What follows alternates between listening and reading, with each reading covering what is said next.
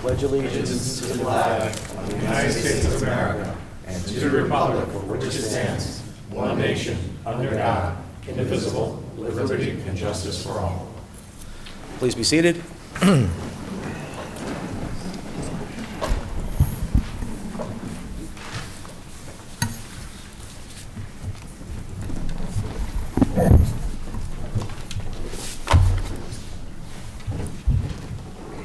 Roll call. Councilmember Daniele? Present. Councilmember Isvan? Present. Supervisor Albra? Present. Councilmember Foreman? Here. Councilmember Rye? Here. I need to have six items of special consideration, Greg? 9. 9? Oh, okay.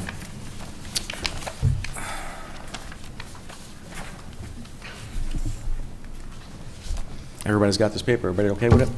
Yes. Can I make a motion? What's that? Yes, I'd like to adopt this agenda as amended. I'll present that as a motion. Can I get a second? Second. All in favor? Aye. Nay. Okay, 4-1.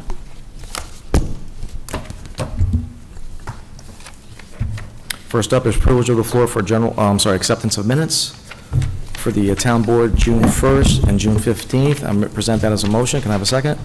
Second. Carmine, all in favor? Aye. Next up, privilege of the floor for general town items. This is the opportunity to speak about anything in the town of Fishkill. The person back there? Yes, ma'am.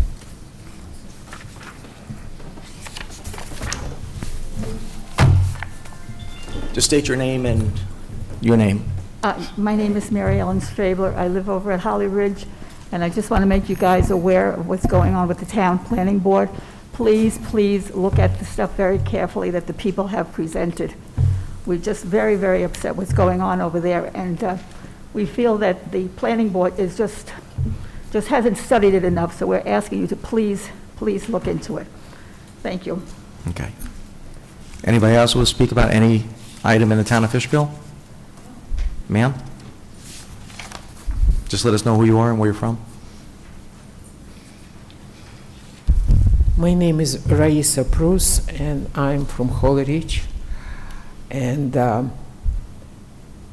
looks like it's not enough studying from Brockway Road, which has a lot of curves. These curves was designed for these big trucks, which will be used for construction.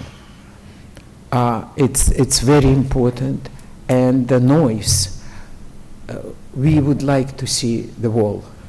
The noise wall would be absolutely needed here. Would you please just think about it? Because right now we are in a quiet, beautiful neighborhood.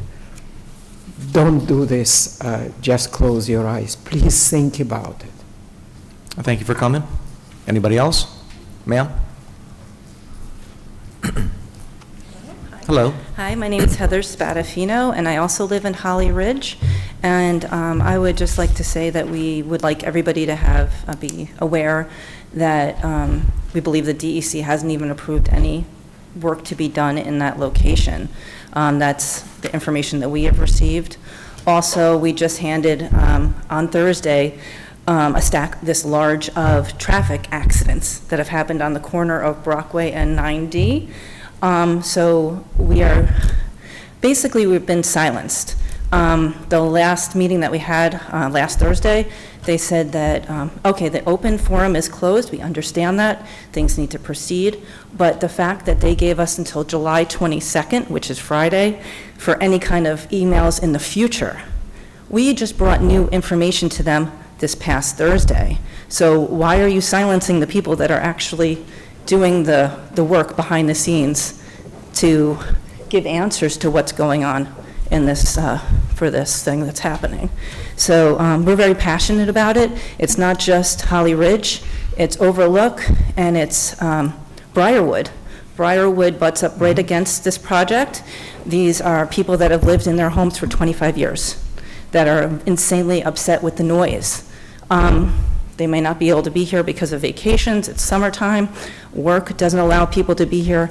I do know that you will be receiving more, not maybe you, but the town board, and I think it's not town board, but also the planning board may be receiving more emails as we speak, because a lot of people weren't aware that they had a voice. And I'm like, if you don't speak up now, they're going to try and silence us. Thank you.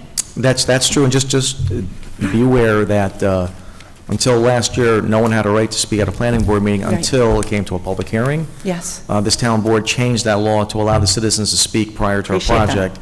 And that's my commitment to open government.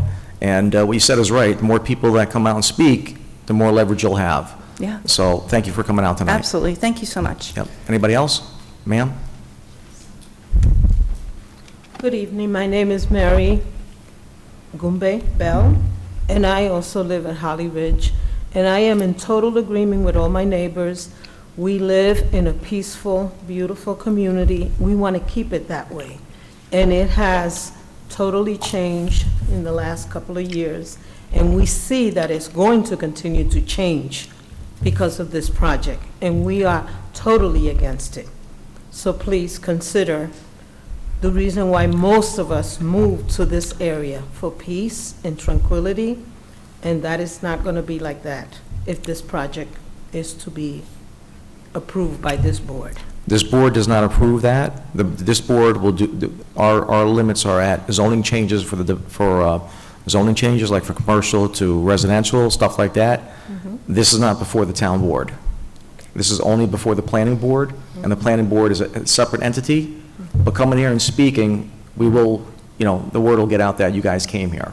But just remember that the planning board is the final determiner whether that project is approved or not the town board. And also, like my neighbor said, there would be more people here, but they're working, they're away. I understand It's that. summertime. But we are all in total agreement. Yeah, and myself with Councilman Estevan, we went down and spoke to the community. I know John and Brian did the same thing. So we're out there, we're here for you. If you need us to come to a meeting, we're happy to come down and see you. Thank you. So you don't have to come here, just let me know and we'll set something up. Thank you. Thank you. Appreciate Sir? Yes, you. Just tell me what your name is and where you live.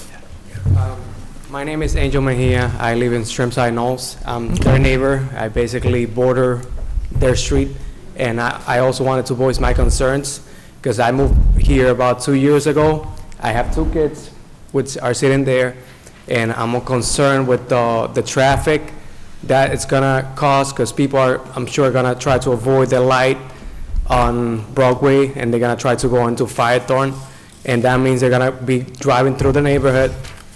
All the kids are out there riding their bikes, and they're not thinking about those things, which is one of the reasons why we moved here, because we didn't want to worry about traffic and cars coming through.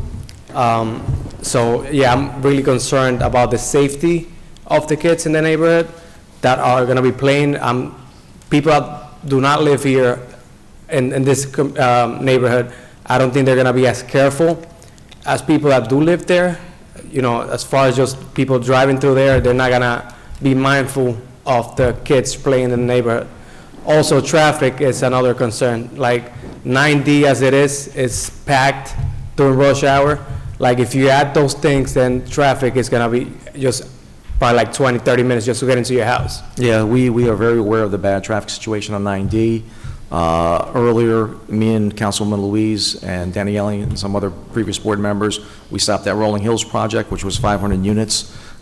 This year, and me and Councilman Foreman are working to change a residential area to more commercial to prevent 200 units from going in there, so we're well aware of traffic in that area.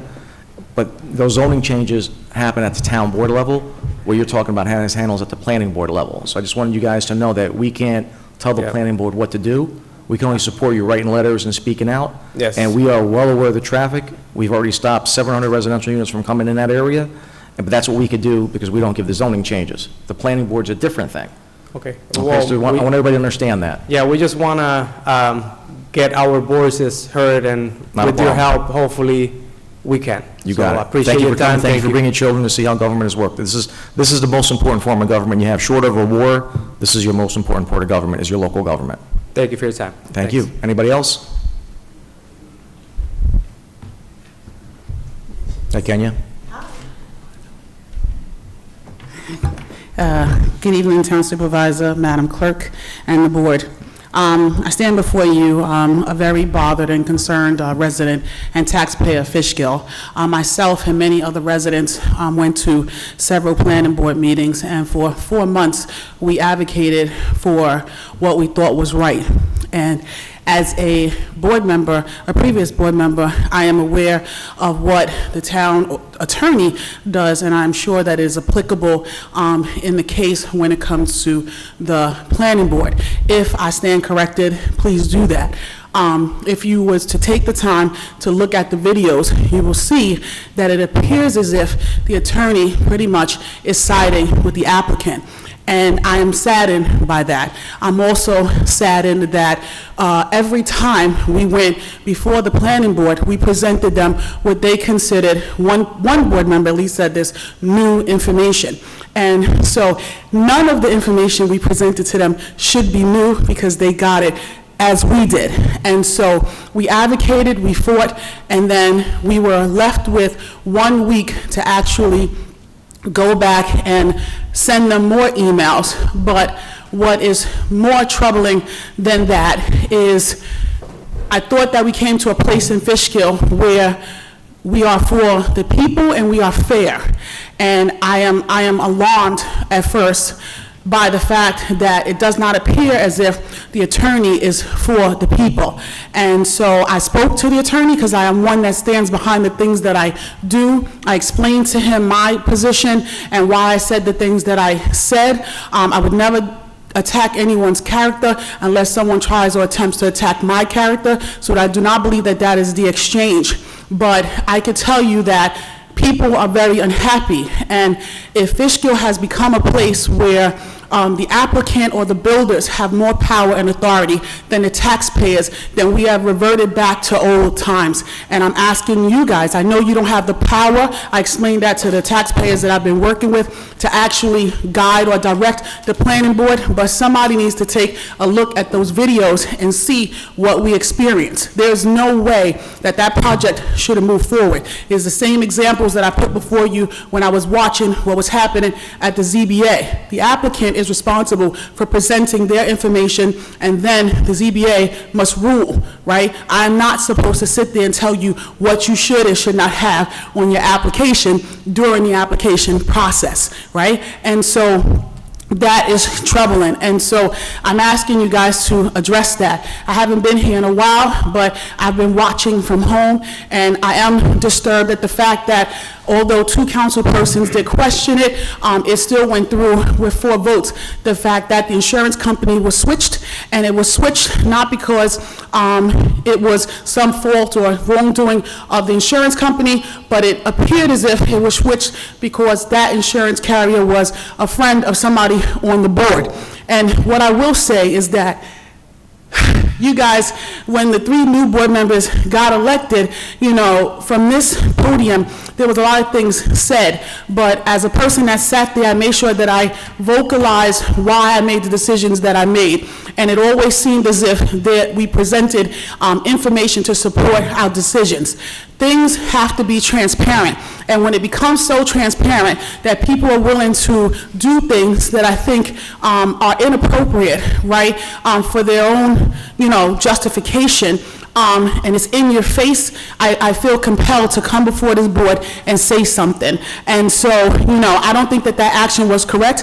I think that the 2 people who said something felt like it also wasn't correct. And although the taxpayers don't follow as well, I've been working with people and talking to people and answering questions, and I always say I don't know everything, but if it doesn't look right, it isn't. And so, you know, I'm challenging this board not to continue to do things just because. These raises that are going across the board just because tells me that are we paying attention to the fiscal health of Fishkill? We may be fiscally sound right now, but 2 years from now, if you look at what's happening, we could go go into a recession. And so I think that everybody that's asking for a raise probably more than likely deserves it. But there's a process. And so you cannot continue to run this town, in my opinion, based off the fact that you want people to continue to like you or you feel like you're supporting them. You are the gatekeepers, and you should be keeping the gate for the taxpayers. And I'm going to say it again. You guys said that we weren't the gatekeepers, but we were able to prove every step and transaction that we did with transparency. So I'm asking the same of all of you. Thank you for your time. Thank you, Kenya. Anybody else? Thank you. Okay. Did you want the people that we're going to hire today to speak first? Yeah, if you want to. Okay, who's getting hired by the town of Fishkill today? Anybody? Marianne, come on up.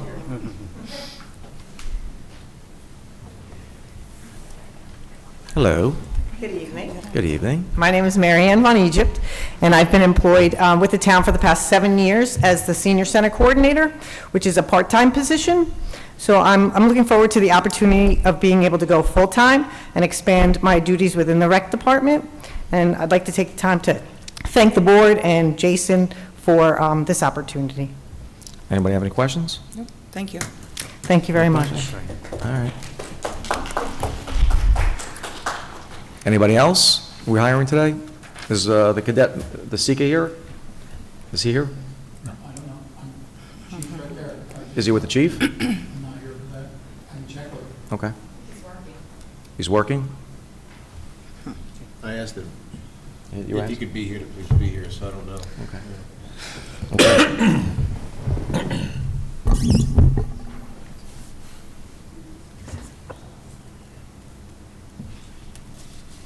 We can always go back to it, no?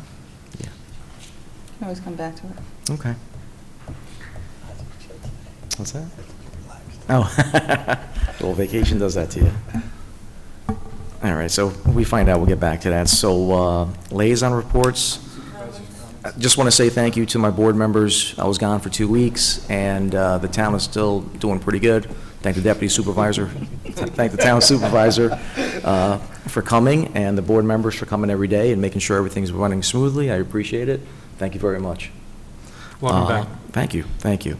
So we'll do a liaison report. We'll start with Brian. What do you got for me? Oh, all right. Let me get my notes here. Want me to start? Okay. Yeah, go ahead, Joe. I'll be quick. John's ready. Yeah. So on June 22nd, we had a virtual comprehensive committee meeting, which was pretty well attended. And on July 27th, 1 week from tonight, we are going to have a live meeting with the comprehensive committee right here at Town Hall, beginning at 7 o'clock. Advertise that. So if people want to come in and observe what's going on, it'll be taped. In case you want to watch it on TV, it will not be live on tape, but we'll post it up the next day. But we are having a live meeting, our first live meeting, 1 week from tonight, July 27th, 7 o'clock, right here at Town Hall. And the only other thing I had was I did have a phone call with the Beacon Mayor, Lee Kiriakou, and nice call, but not a lot going on. Yeah. You ready, Brian? Yeah, you're gonna lead off talking about our meetings with the fire districts. Yep, you can go ahead. Okay. You know, we organized all the fire districts into a series of meetings. We've had 2. We're going to have a 3rd coming up. And basically, I just said, you know, how's the recruitment going? And they all replied, not well. So I said, well, let's get together and start talking and see what we can do for recruitment, because it's very, very important for a volunteer fire force. And there are a lot of issues that are coming up. And so we're going to be developing those and just see where the town can get engaged with them to help. They are their own separate entities, and we know that. There's a separation here, but there's no reason why we can't partner up, and they're very, very positive about that. It's the first time this has happened. And so I think we're going to develop a few items for the town level, and they are all, out of these meetings, they're developing issues that they're going to take to the county and eventually, I think, even some state issues. So that's number 1. Number 2, the Vets Committee that we formed, I'm very pleased to say that Virgil's doing a great job. he did get a mailing list of all veterans in the town, and we are going to be working, I talked about this with you, Supervisor, we'll be working on a letter going out to all of the veterans to encourage a meeting in September, which is going to be, I think, a great thing to do. We're working hard to try to bring them together, you know, and see what we can do and listen to their concerns and issues. That's number one. Number two, there is a very interesting development that Virgil brought, which is that, because he works with the Dutchess County Veterans Committee, and he informed me that the Mental Health Association of Dutchess County Veterans Programs will be hosting its twice-a-year Veterans Stand Down Military Appreciation event in December 2022. They held their first event in Beacon, June 17th. I think I heard some people may have gone to that. The upcoming event will be in December. The purpose of the event is to provide awareness to veterans regarding following services: VA disability, food and clothing, medical screening, housing, mental health, community resources, education, employment assistance, grab bags, and more. So they're looking for a spot, and they're very interested in coming to the rec center in December. And if the board is okay with that, then they'd like to come and do a visit of the rec at some point in the not-too-distant future, and then work on a date in December. Does that seem to be agreeable with you? Yeah, as long as you just work it out with Jay, then Yeah. it's available. Check with right? Jason when the day's available, and we're good to go. Okay, all right. The veterans thing, you're going to have it here? As far as? You said you're going to do a mailing to the veterans of Fishkill and have a meeting? Well, we're going to discuss the wording on that with you, and that's what Virgil wants to come in and do, is kind of talk about the point is to have try to get them to come out and have a meeting and start organizing. And so we want to pass the wording by before it goes out. Gotcha. You know what I mean? Understood. So we want it to be just something that's very positive and encouraging and helps them to come out and realize that this is their committee.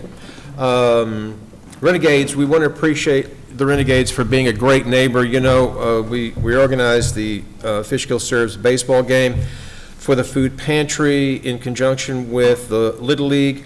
Christine Cullen, who heads up the food pantry, was very appreciative, and Peter Lyons and Dan Lynch over there at the Little League. We, along with Steve Glinner and Marcelo Costello of the Renegades, did a lot of work. The game was postponed once, and then it came last Sunday, and we held the game last Sunday.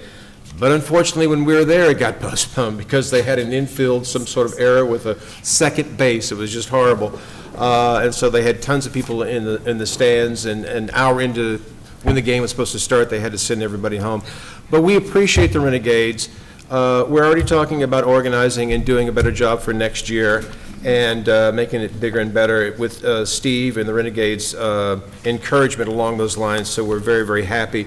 Just touching on the last item here, which is highway, I was trying to get in touch with John and Mr. Schofield, and they've been so busy laying roads and repairing things, it's been hard to meet with them. This is not an official report on status. We'll be getting a more official one in August, because we will be meeting and getting a formalized status. But Beacon Hills, it looks as though Old Town, Belvedere, Pineview, Sunnyside, Fairview, they're all going to be done this year, and everything that's been expected to be done in that area for the year should be done or wrapping up. Dutchess Park, we should have working on Plymouth, Concord, Penn, Crosby Court. Miller is coming August 15 through 16, paving August 26. This all should be completed. Everything in Dutchess Park should be completed this year. Of course, these dates are depending upon weather, et cetera, et cetera. And Van Wyck Lake Road, they say that they completed 2 miles, Route 9 to East Fishkill. That's done. So they're on the ball there, and that's all I got. Very good. Carmine? Good evening, everybody. Shout out to the Highway Department. I did travel the roads when the supervisor was out on vacation, and they were all working hard, and all the roads look fantastic. What a big improvement. They look really great. Moving on to the zoning boards, I'm the liaison to that. We really haven't had any meetings, but we're going to have one this month, so last couple of meetings were nothing on the agenda. Moving on to the rec department, the parks. We have received the bids for the fences. We're going to start looking at that. So we had a couple of bids that came in, and hopefully we can start that project soon once we pick that vendor. So we're going to be replacing the ball field fences, some of the fences, adding fences, repairing fences, and hopefully between Councilwoman Daniele and I, we can finalize the handicap accessible park. And also, we did receive another bid, we received 2 bids on the railing for the rec center. And that's all I have. Thank you. Louise? Okay, hello, everyone. I have quite a bit, so I'll start with the Village of Fishkill. I attended last Monday's meeting. It was their reorganization meeting, which I went to, and everything went well. I attended their meeting on July 5th. At that meeting, there was a discussion of our building inspector, and they request that they use him because their inspector resigned. And I'd like to thank Sharon and Carmine for helping us all put together an agreement for which we will discuss later regarding the reimbursement of services that he's going to do for them. They also had a successful car show this past weekend that went well. The rec center update, let's see, I have a whole bunch to say, but I attended the first concert in the park on July 6th at Gearing Park. Everyone appeared to be enjoying the music, and the park was full with other activities as well, a baseball game and a basketball game. I actually have a list of recreation report for the upcoming events, the concerts in the park. There's one tonight, and you can look at the Fishkill Recreation.com website to tell you all the rest of it's every Wednesday, and they're free, and it'll tell you who's playing. The golf camp that we had is full, and that's actually being done at the Fishkill Golf Course, which I'm happy to hear. We're not sure if it was going to be happening at the golf course itself. There's a tennis camp. There's National Night Out on August 2nd at Gearing Park. There's sports and games camps going on, CPR and first aid class, babysitting course. Upcoming senior events, there's a movie day on August 29th. I believe they're watching Elvis because it will be streaming by then. There's a trip to Wind Creek Casino in Bethlehem, Pennsylvania on September 27th. There's Country Line Dancing Harvest Fest, which will be on October 6th. And the recent activities, there was an ice cream social that was held on July 19th. That was nice. It was attended well. It was very good. The Fishkill Fun Camp is also happening. There's multi-sports tots, soccer camp, volleyball camp, summer basketball camp, summer hoops basketball league, and summer biddy basketball and summer rookie basketball. So everything's in full bloom at the rec center, and everything is going well. Let's see, for water, the work repairs that were being done near Holly Ridge have been completed. Landscaping replacement will take place once the ground settles. They don't want to do anything until everything's actually settled. Snook Road Wellfield has finally received approval. I'm not going to steal the supervisor's thunder, so I'll let him talk about that when we get up to it. I just want to thank Mike from Camel for his continued hard work and dedication to our town. The planning board, on a positive note, I didn't attend the meetings that the supervisor and Carmine went to, or the one that I was unaware of that John went to, but I do watch all of them, and I attend them when I can. And like I said, on a positive note, I was away, but I watched it, and I was really proud to see that the citizens actually had the right to speak before the beginning of a project, like the supervisor said earlier.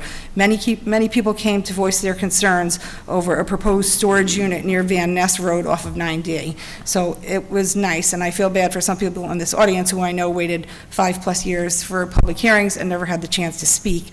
And I'm sorry they didn't, but I'm glad that now people in the town actually do. On a negative note, I received complaints from citizens expressing their concerns over the opinions of the planning board attorney. So I'd like to ask for an executive session later to get some legal advice on that. I would like to thank Greg and BJ and Rich Lanny, who volunteered from the Fishgill Food Pantry, who gathered food outside the PD on Saturday, July 9th. I believe Brian was also involved with organizing all of that. I stopped by to donate and saw many citizens who brought food and other items that they were looking for, which is greatly appreciated.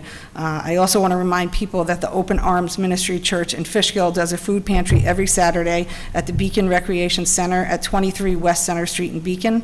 People from all over are welcome to come and get food there if they need it. It begins at 10. I began volunteering there when I met Kenya, and she told me about it, so if you'd like to come and see me, I'm usually there on Saturday mornings when I can make it. And anybody is welcome to come and take any food that you need that's available. Just as an aside note, I wasn't really happy that all of this was put on at the last minute, because if I was in the audience at a meeting, I'd be really upset, so I'm just going to say it. I think this is non-transparent, and in the future, everything needs to be done timely so that the people actually have a chance to read this, because some people may have wanted to come and talk about some of the stuff that they have absolutely no idea is in our hands. So that's it. Thank you. Okay, thank you. We have one more employee. I would say this is a promotion, or what would you call it, Chief? A promotion, or what would you? Opportunity. Mr. Sika? Come to the podium. Have we talked about it yet? No, let him speak. Good evening, Town Supervisor and Town Board. I'm here with the Chief. I plan on going to the full-time academy starting August 1st to become a police officer, and I'm hoping that possibly I could start my career in the town of Fishkill. So that's why I'm here tonight. Okay, who are you, and what have you been doing for the town to date? So my name's Danny Sika. I've been a cadet since 2016. Throughout that, I've done countless hours of ride-alongs, desk hours, just learning how to be a police officer before actually getting the actual training. Late last year, I was appointed as a police assistant, and throughout that position, I've gained tons of knowledge from all the officers who work for the department and from coworkers who are also police assistants who have more years and time on the job as me. And I've just been like a sponge, gaining all the knowledge and everything I need to be successful in the career that I'm choosing to follow through with. Did you rise through the ranks as a cadet? Yeah, so I became a corporal right before COVID, and throughout COVID, I fulfilled all my tasks and duties as corporal, even with all the problems that COVID caused for our program. After we came back from COVID, I became sergeant, and then due to having to leave for the academy, I had to give up my position as sergeant and my statue in the program.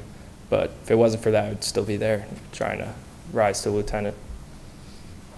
Any questions from the board members? What is your ultimate career goal? Within law enforcement, my ultimate career goal is to be a state trooper. A long time away and a lot of hard work, but ultimately that's where I want to end up. That's where I want to be.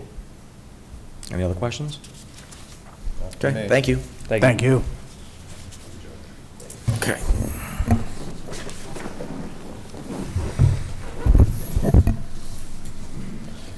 All right, presentations, none. No status reports, discussions. First one will be discussion of stimulus phase water projects. For anybody watching these meetings know, we got about $2.2 million from the federal government to do stimulus projects throughout the town of Fishkill. Previous board, this board, all agreed to stick to working on water and sewer infrastructure. And a big thing happened last week, which ties into this.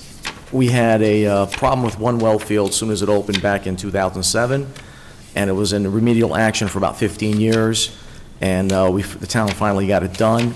The previous solution to this problem was a $5.6 million plan that was given to me a couple weeks before I took office. I disregarded that plan and decided to do something else. And part one of this phase was getting the Snookwell Field remediated for much less money. And I'll just read you from Camel Pollution, your water and sewer provider in this town of Fishkill. It's regarding construction improvements at the Snookwell Field. John? Sorry. Okay. On Friday, July 15th, we received notification from Jim Upright of the Dutchess County Health Department that he has signed off on a recent construction improvements at the Snookwell Field. This is an important moment in the Snookwell Field history, which since it was put into service in 2007 has been plagued with high chloride and health department violations. During the time between 2007 and 2022, there have been various engineering studies completed and reviewed to solve the Snookwell Field concerns. Previous engineering reports projected construction projects that were far in excess of millions of dollars. As of the recent notification from the Dutchess County Health Department, all previous violations related to chlorides are cleared. The construction cost for this project was $50,000. This is certainly a positive step for the Snook Merit system. So not only do we have a problem with this well field, we have a problem with the Brickerhoff Water District, which is in the northern part of town. And this is where the $5.6 million plan dealt with a connection. So what we're going to do next is use some of the stimulus money to connect an old sewer pipe that was never used for sewer. It was abandoned, and we're going to inspect it soon, and hopefully it passes inspection, and if it's according to the surveys that we have, it should. But as we know from the last meeting where we had to spend $100,000 fixing an old sewer line that wasn't built to code, we don't know what's there until we check. So if it's advertised, we should be good. And what we'll do is we'll clean that pipe up, disinfect it, and we'll use that as a water supply to connect Brickerhoff and Toll Brothers for an emergency and give that water district capacity via the water tower, which are two or three health department violations. So that's what's next on the step, phase 2 on this. If you live up in Brickerhoff, you'll know that there's a firehouse being built. The fire department is running a line from Ocean State Job Lot down the street to their fire department across the street. And then the Sunoco station is requesting that they run a line to Sunoco. And then we're gonna run a line from Sunoco to the service station across the triangle over there to create what's called a loop system. Once that happens, if you lose water, we can direct the water a different direction so you won't lose water. That's heading there also. So we're making significant improvements in the Toll Brothers, Brickerhoff, and we haven't forgotten the other water districts. As you know, as Brian mentioned, that we took care of the new water pipes for Beacon Hills. That was almost a $5.6 million project. The town got $3 million for a grant. That was done. The town, after that happened, redid the drainage and paved most of the roads this year. And that's a significant improvement, significant value for the residents of Fishkill, specifically in that area, and everybody else. We also have upcoming projects we're going to discuss today. We're going to improve on the Roundabout Water District, which is on the 90 corridor. We're going to improve a water meter vault. We're going to knock down the old storage tank there. That's right next to a lot. And a couple months ago, we did something real simple. We added a fire line to one side of the road to connect to the other side, and if water goes out there, all you got to do is get a fire hose and connect both fire hoses to each hydrant, and you won't lose water. So these are little things that we're working on. So that's where we're at right now with the capital projects for water and sewer. And if any board members have any questions or any recommendations to do anything else, let's discuss it.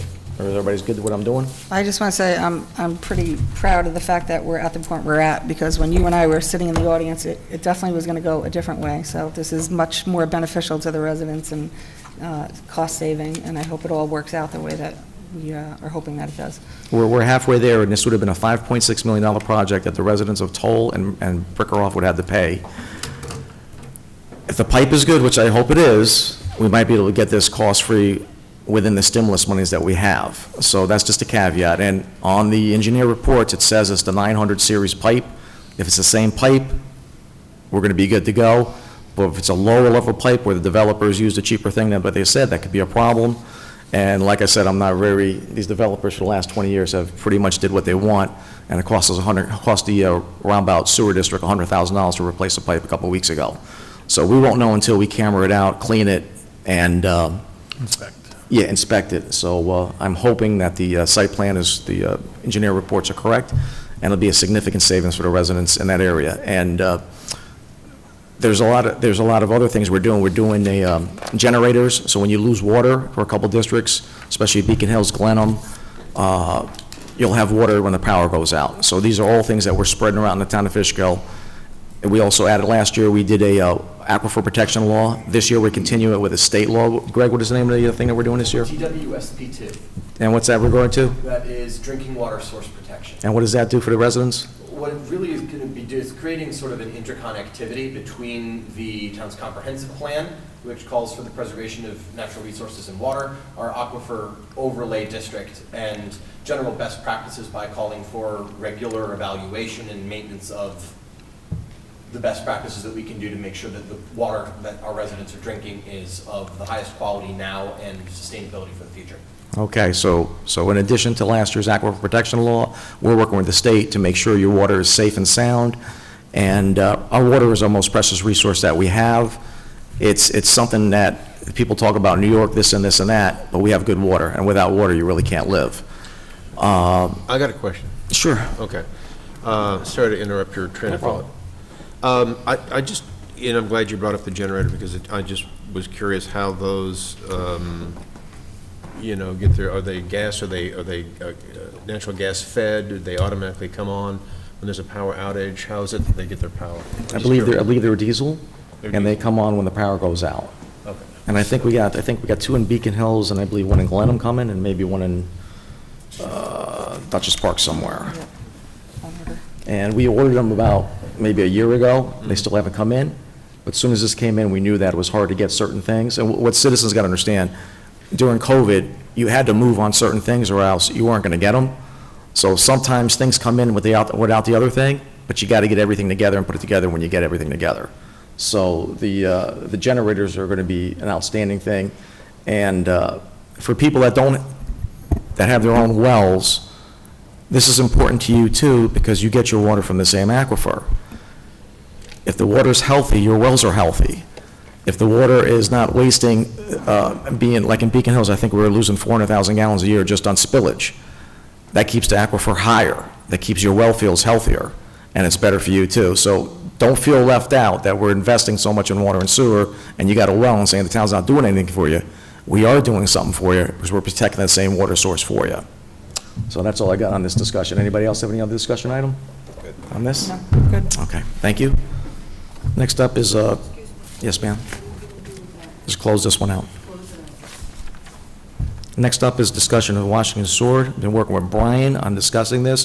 Just want to make sure a majority of the board wants to go forward with this. So Brian, take it.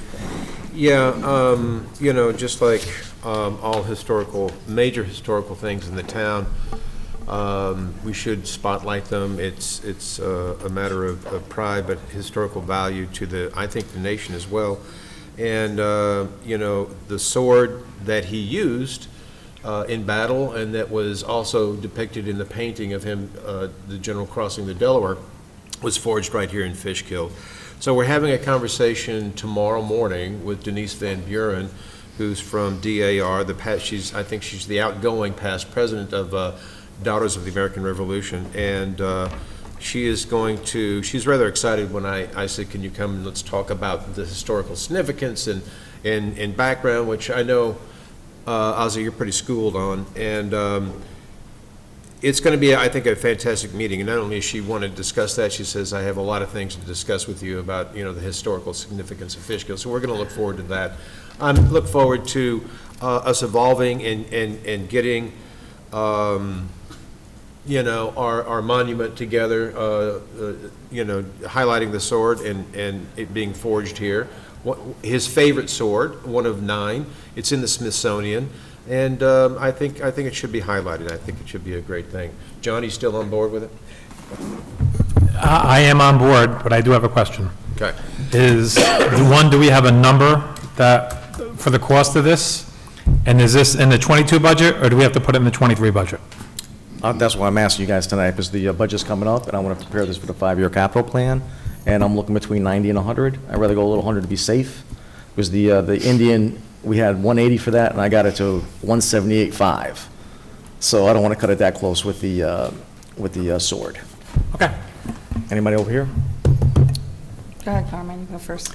I love the concept. I enjoyed the statue of Chief Ninim. That was pretty exciting, and it was awesome. The statue was great. Unfortunately, with today's environment and economy, I'm going to vote no against this. I think that we should look at cleaning up what we have. Looking at some of the signs we have around the town that are in pretty bad shape.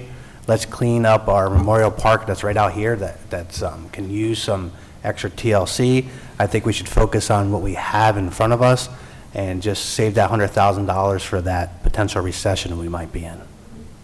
Louise?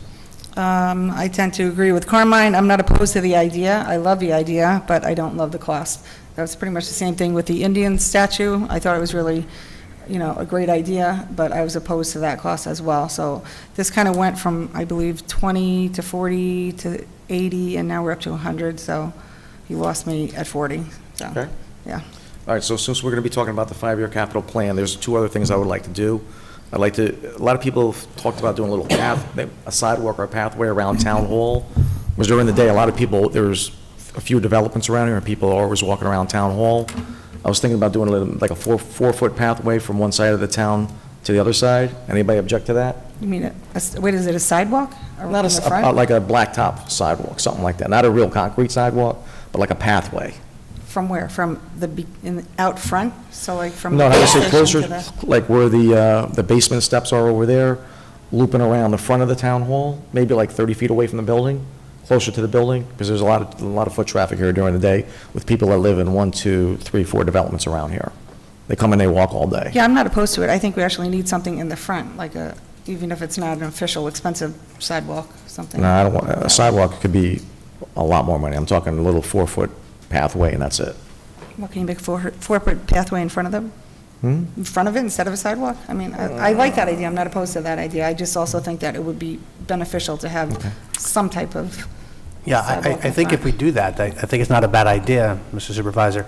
I just think that we need to think about if we do blacktop concrete or gravel, that we take in consideration maintenance. When we put additional obstacles in the way of the facilities maintenance, that can make it a little bit harder. So if you do something solid like concrete or blacktop, I would definitely probably look at doing that instead of like a gravel pathway. Yeah, I would look to do like asphalt, and big enough for the truck when they plow, they can just plow it when they plow the town hall. And just think about in the wintertime, do we keep it open? Yeah, we'll keep it open. So I'll it's keep it open. another expense for us to maintain that. So Well- just keep that in mind. Yeah, people walk in the wintertime too. Yeah. They're here. I think it needs it. Yeah. You discussed that with me, and I agreed, so. You're good? Yeah. Okay. The last thing that I'm going to ask for from my portion of the capital plan is, they were supposed to work on that. Are we talking about capital plan? What's that? I didn't know we were talking No, we're still on about it. We're still on the discussion. On the sword? I'm just segueing into other things. Is that okay? It's your meeting. We're still on number 2? Yeah. Okay. Thank you. So the only other thing that I would He threw ask, something in. It was number 2, Part A. Part 8B, and now it's number C. Number C. Number C. Well, we're preparing the budget in our 5-year capital plan. Got it. And we're going to get a new bridge over Washington Avenue. They're going to knock down that greenhouse. They were supposed to do this year, but they said they couldn't get the steel, whatever. And when they put the bridge in, we're going to get about 25, 30 extra feet from that park that's down there. The deck that's out there for fishing or whatever you do out there is kind of old and starting to break down. I'd like to see if we can put a nice aluminum, long-term deck there. You guys okay with that? Because we're going to be able to improve that park too. That sounds nice. And the bridge is not, we're not paying for the bridge, that's a... Dutchess County, Right, anything county. that goes over a creek, it's a responsibility of a county. 100%. And that's right, John knows. He used to be a legislator. And the bridge is going to be nice. It's going to have 2 sidewalks on both sides, and it's going to have plenty of space for people to jog or whatever they want to do over there. So like I said, the park will get bigger, and we'll have extra space, and that could be a nice little park right there. It's not that, it's big, but it's not that big, and It's used constantly. 'cause It is used constantly. I live there, and it's used all the time. Yeah. All the time. Kayakers put in, fishing, just people, their dogs, it's used a lot. so those are my three items that I want to deal with for the 5-year capital plan. Are you asking for suggestions for the 5-year capital plan? Yeah, well, that's what I was just about to say. So if anybody here has a suggestion, let me know in a week or two, so when I Okay. meet with the controller, that we can try to work this in for you guys. So, but my stuff comes first, just to let you know that. Okay? Of course. Oh, I see. All right, so close number 2 out, please. Next up is discussion of the flea market event. I don't know, I think that's dead in the water. Oh, I thought we were doing it. Where'd Greg go? Are we doing anything with that? Where'd Greg go? He's gone. Didn't we decide on dates on that? Yeah, I thought we were doing We it in did the fall. dates? Yeah. I thought we were going to do that with a flea market, The flea and market food vendor thing, and he was supposed to set up a flyer now, that's why. I think he's supposed to set up, okay, Yeah, we okay. can wait for him to come back. I have down in my calendar, town-wide yard sale. Is that the flea market? I think it was going to be both. September 10th, Saturday, and then a week later is the pickup. townwide cleanup day. Saturday and Saturday, So 10 when and Greg comes 17. back, maybe. So we're still, ask him. let's say we're just still on path. Let's put this on August meeting. Yep, I like Yeah. how you forget my ideas, Mr. Supervisor. that's what's in my book. Okay. Carmine thought of that, if everybody would like to Yes, just know. give Carmine credit. All right. Next up is discussion for Fishkill Community Pet Adoption Event. Who's working on that one? Becky. You? It seems to be the Becky? people that, Cooper. And Becky and Cooper. Cooper? they, All right, they so. dreamed this up. Can you guys talk into the mic so it's Yeah, hard to let us hear? know what's going on with this. Forward. Hold it close, Cooper. Grab it. So we're actually thinking of having, There you go. all right. So we're actually thinking of having a pet adoption event this fall. We're actually kind of thinking about October to have it in, because it works, you know, because we're going to be having the flea market in September, the cleanup day, and we think it's going to be a good community event because we want to house it at the dog park. It'd be a great advertisement to residents and non-residents, for those who are interested maybe in adopting a pet, wanting to come out, you know, come together as a community, maybe adopt a couple of puppies or two, and we can, or 12. And some of the things we might be wanting to do is possibly do get their dog licensing there if they want to, you know, give out some information on the rabies, you know. And the dog park to promote the park. Yes, and Yeah. see Kelly's structure. Yes. Do you have an organization that is bringing the puppies to adopt? This is just our first conversation, Okay. but I have a That's- list of all the puppy adoption, or not just puppies, animal adoptions that we'd like to contact to come out. I see. The Stray Help, you know, Ann's organization. Another local one is Take Me Home Pet Rescue, where I've gotten all my dogs. The Dutchess County SPCA, Crate Escape, ARF, the Hudson Valley Animal Rescue and Sanctuary, the Beacon Barkery, you know, they can set up something. You know, we've got a list of people we will contact if we get approval to maybe have this event. You say puppies, but I mean, they may want to bring older dogs for adoption too. They will It bring doesn't whatever they matter. want to bring. It doesn't matter, right. It's a okay. pet adoption. Pet adoption. Pet adoption. Bring your bunnies.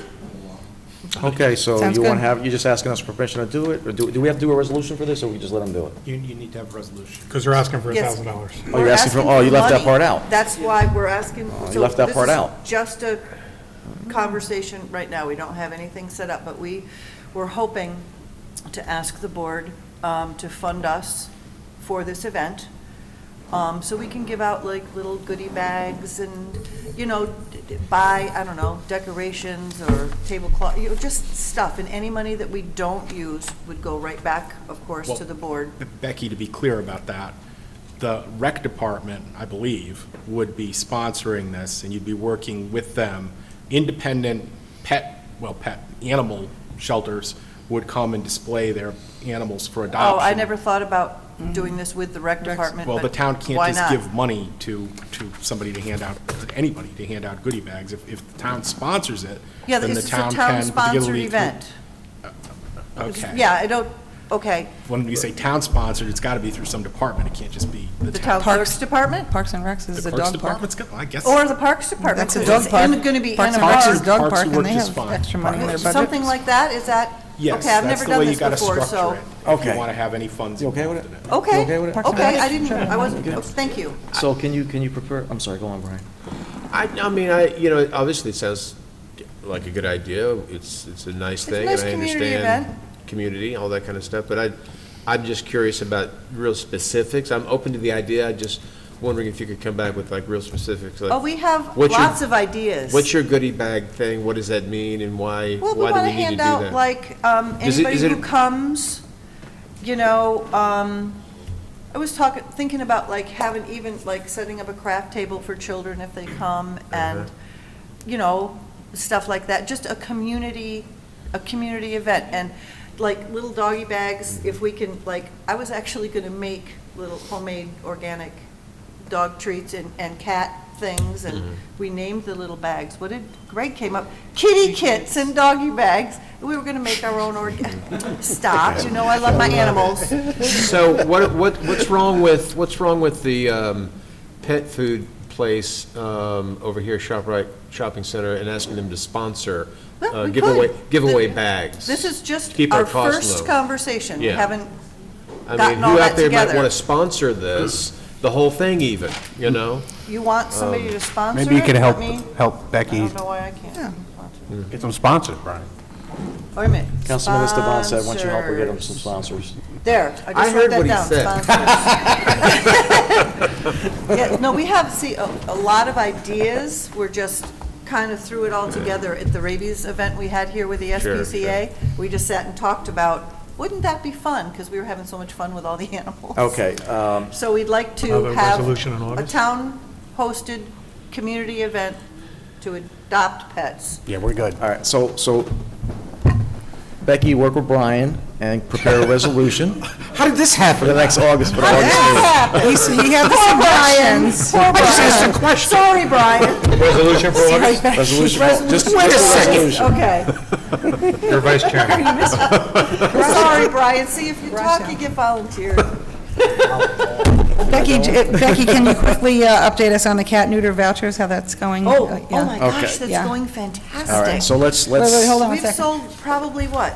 You did the last ones this Yeah, afternoon. we've The done cat, 11 the so cat far. 11 so vouchers. far. 11 what? 11. Cat vouchers, the cat vouchers. Snipped 'em? The spay neuter, oh my goodness. I know. Okay, so close that out. Close out Oh, number my 4, and I just want to see a goodness. That's going resolution in well. August Yes. on this one.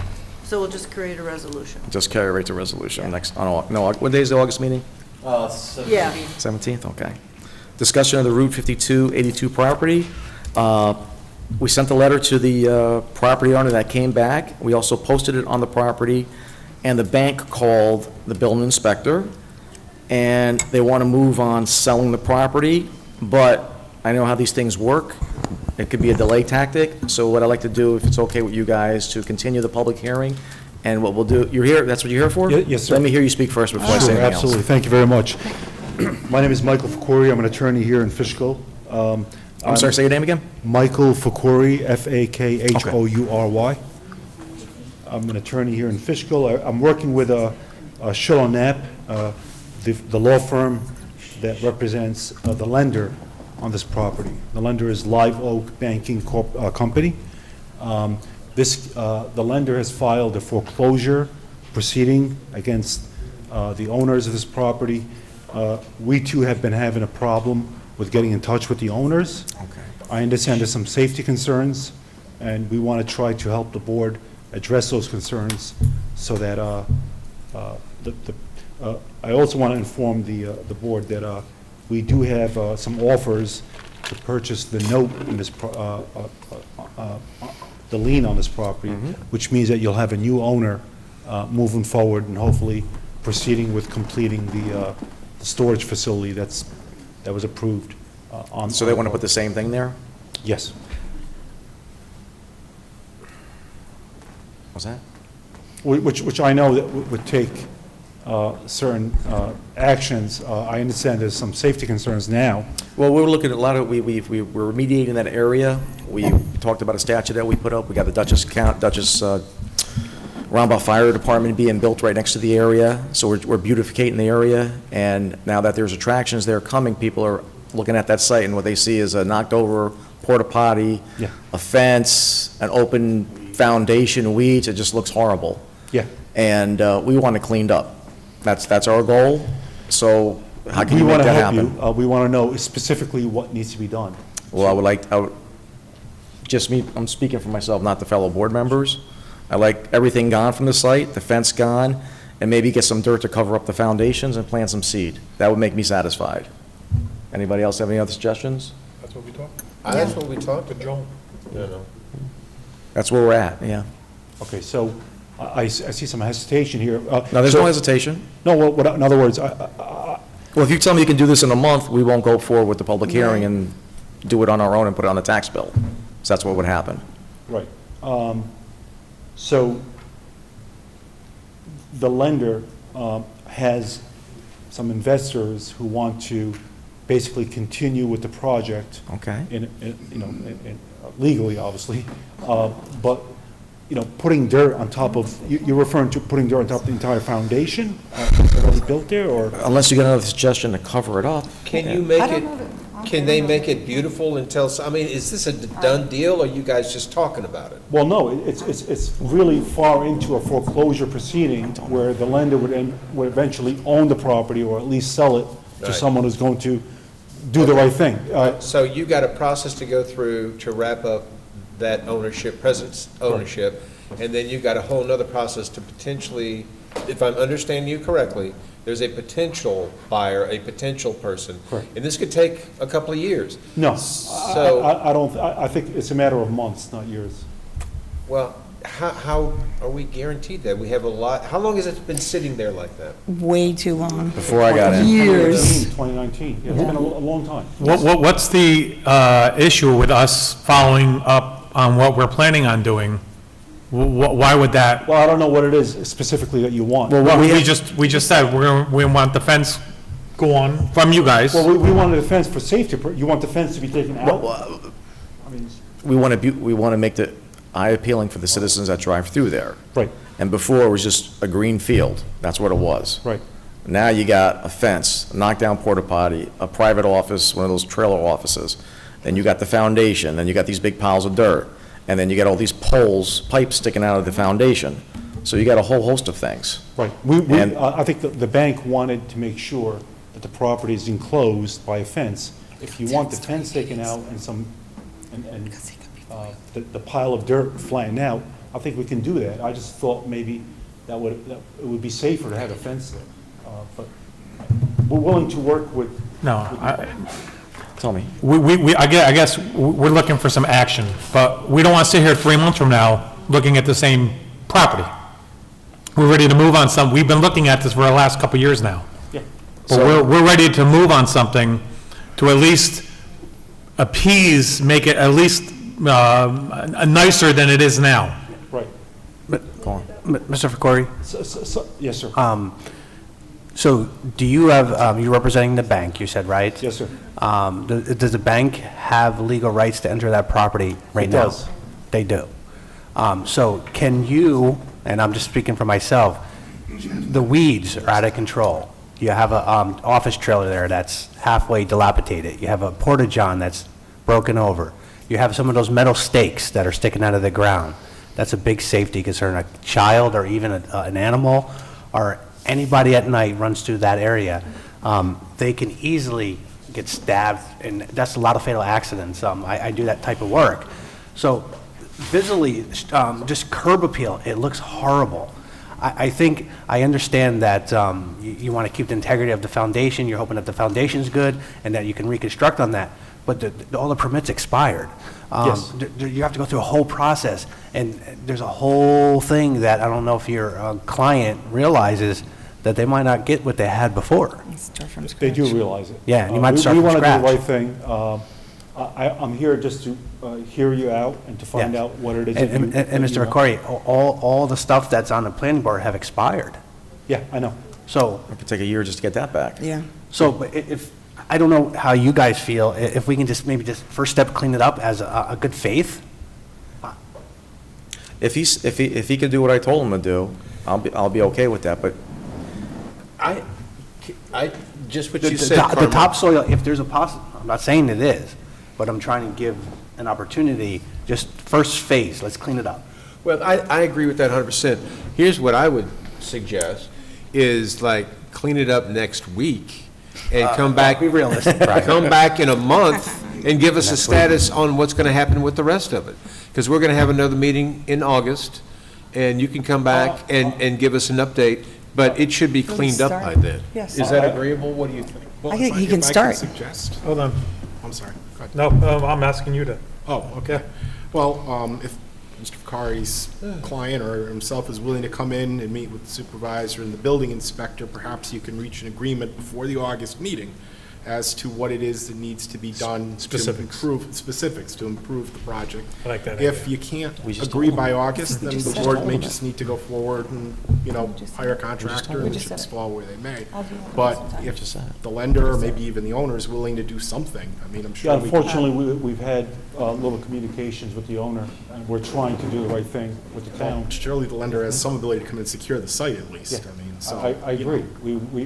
We're on your side.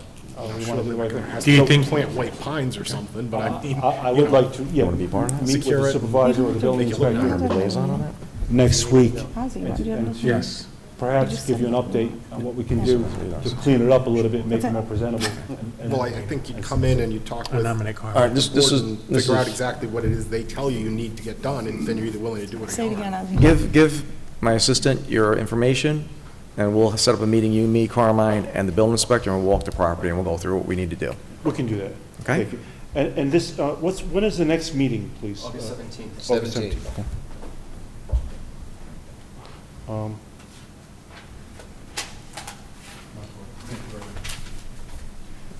Thank you very much. All right, see you soon. Have a great night. Thank Thank you. So we're going to table this Next one. to the August meeting Table. to talk about it again. Sounds like it. Is that right, Supervisor? Table to August? I was gonna close it and just, if it doesn't work out, just set the public hearing up. Right? Sure. I can go straight to, I can schedule a public hearing if this doesn't work out? I thought we already had a public hearing. No, that was the other one, Van Wyck House. Oh, okay. Yeah, you can absolutely schedule a public hearing. So I don't need There's this nothing discussion stopping you anymore? from doing it. You guys okay with me doing that? Yes. Sure. Close that guy out? Yes. So you and me work on it, and if it doesn't work, we'll just do a public hearing. Yeah. Good deal. Discussion, next up is discussion of tiny homes accessory dwellings. I brought this up because, as I mentioned earlier, we're knocking down a water tower across from Allant, just north of the bridge, the Beacon Newburgh Bridge, and that's going to give us 1.1 acres of town land. I think we can clear that, and as we discussed before, we have a little bit over $1 million in our affordable trust funds, and we can't spend it on anything else about housing. And I was thinking about maybe doing some tiny homes for disabled veterans. So just wanted to throw that out there. It's not something we have to do today or tomorrow, but I just wanted to get a feel of the board whether it's a good idea or not. You mentioned that to me the other week and the other day. I mean, obviously, anything that we can do for veterans, we're all on board with that. I just have a lot of questions, because conceptually, it's a good idea. But it's the building of them, it's the size of them, it's the power, it's the ongoing maintenance, and who pays and who does what. And we have 1.1 million, but there's the back end of this whole Yeah, thing. it could be 2 homes and that's it. I got you. Yeah. I mean, so how long do we have this 1.1 million, and how? In perpetuity, I guess, until we spend it, or we're never going to spend, because we can't use it for anything else. I tried. I know. But we can't do it. Maybe somebody could come in and make a presentation to us. Supervisor. Well, maybe we could put it out for bid to have somebody build a few homes. There's got to Supervisor. be somebody with a concept out there that could use it. Can we ask for, I think I remember when Councilwoman Gadsden was on board, she was asking if veterans actually want this. I know it sounds like a good concept, but some didn't like noise, some don't like certain things. I think we should actually see what our clientele is first, see how many people would want this and what they would like, and then take it from there and see if it's a good idea or not. I think conception is a great idea, and I always look at the practicality of it. Let's say we do something that might be cool to try would be the 3D printing. They do small homes, which is pretty cool. I've seen a bunch of videos on it, and actually I'm going to have something demoed so I could see it in person. But it's the maintenance, it's the afterwards, maintaining it. Does the municipality want to be a landlord? So that's something that we got to consider. That's in the back of my mind. I'm not saying yes or no on it, but I just think some things we need to think about. Is there maybe, I mean, I'm just thinking outside the box, we have 1.1 million, maybe there's somebody else that has funds out there and we can pool and go in on something. I mean, maybe that's something to look at as well. I don't know. Mr. Yaba, can we build homes, like say that acre lot, say we put 4 homes in there, can we sell them? And this way we don't have no maintenance? You can't get into the business of real estate. You can make certain arrangements for affordable housing. You can partner with developers. And then we would have to But to just maintain it. build them and sell them, that's problematic. So the developer that's doing some work on 90 is putting up about 95 units. Can we partner with them and subsidize some homes there? If they're affordable housing, sure. The town could subsidize it. That's the way it works often, it's not, but you gotta have an affordable housing, local law. We already, we have that. Okay, We have that in place right Well, if now. you work under the rubric of that, then you're already set. I've not looked at your affordable housing. Because I get what you're saying, you don't want to be doing no maintenance, you want to just, I got you. That's my concern, too. Okay, let me just close that, and if I have any better ideas, I'll bring it back up. And it's dedicated 100% to veterans, right? Wasn't it? That's what I would like, I would like to do disabled veterans. Yeah. That's what I would do. Find them first. Well, All right, okay, next up, discussion of resident request building department penalty refund.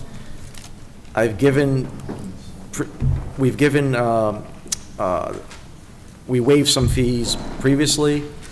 The issue with this one is that he paid the bill already. And I don't know, we can't do it, right? So once they pay it, you're done? Unless they paid under protest. What's protest mean? Means you either write under protest on it, or you send in a letter with it saying, I don't feel I owe this money, I'm making the check simply because I don't want to incur further penalties or interest or whatever it is. Absent some sort of a written protestation like that, the payment is not under protest. He only called, right? He spoke to me in the office 3 days before he made the payment, but there was nothing written at the time. Not sufficient. That's not sufficient? It is not sufficient. So I have to call him tomorrow and tell him. I'll make sure that's on the calendar. Okay. Close it. So wait, he paid for the permit, but he didn't? No, he paid for something, and before people didn't pay it, and then we waived it, but he paid it already. So I've never done that before, and he says we can't do it unless they pay it under protest, in writing. And then it's not happening, so that I can't whatever do it. He said I can't No, do I it. mean, whatever he put the. He's already the done, money- he paid it, he paid it. No, he paid it, but his project isn't happening. Is that what it is? It's more like, It was already done, he's paying late penalties. yeah, His contractor never took out the proper permits for it. Yeah, and it the happens every contractor day. Closed up business. Ah. It's a common thing. On the back. Oh. all right, so I gotta do that, maybe before the 10 o'clock appointment, I'll get in early to do that. Just make sure his phone number's ready. Yes, sir. All right, close that out, please. All right, next up is Mr. Brian Rye's big project, the discussion of the emergency response plan. He's working with the deputy town supervisor, Mr. Brilliant. So please give us some updates.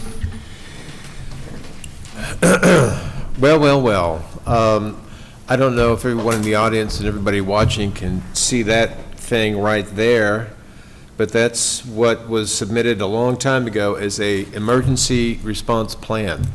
And we had a little bit of an issue a number of months ago, and I had some questions pertaining to what do we do in an emergency, and I was handed this book, and I said, you know, what page do you go to for X? I mean, it's just really ridiculous. So, plus it's not online, we can't scan, we can't hunt, we can't find information.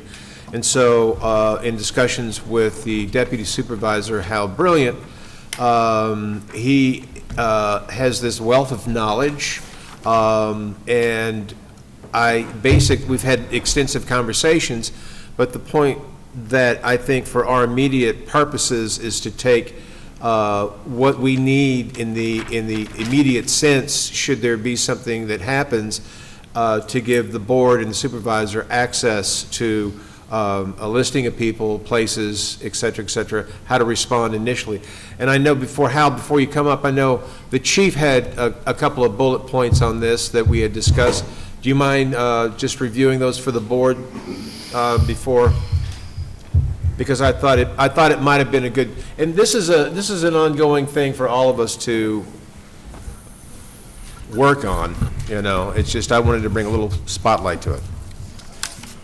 So based on what the emergency is, let's take, for example, the microburst in 2018. The police department's response to a local emergency such as that would be to establish an emergency operations center in the PD conference room or some other local area.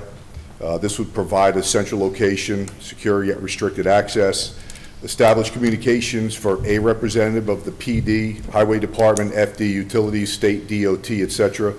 It allows for coordination and deployment of resources, evaluation of current and immediate needs during the emergency, allows us to assign responsibilities and record progress, allows us to assess and evaluate short and long-term needs as well as additional emergency resources such as the Red Cross and so on. So that's our plan. Typically what we would do in this type of situation is we'd get all the a representative from every needed resource, like I explained, into one room so we have open communication and we can deploy resources as needed. I think that's a good, very basic starting point. for myself. Hal, I know you had thought, thank you, Chief. Sure. Hal, I know you had, Need some help? Yeah, good afternoon. Actually, the chief gave a quick review of a proper procedure as it relates to an emergency response plan, where all the agencies that would be affected are in one location and are able to coordinate the response and action that's necessary. The question here I have for the good chief and to you, to the board, does the action agencies, which includes the chief, handle and be responsible for that emergency response center, or does the town board do it? Because the town board has their own responsibility as the official governmental agency that has to take action. So it's a question that you have to deal. Are they going to be there, or are they going to be, for example, at the town conference room where you folks are calling the shots with representatives from police and fire and the other involved agencies?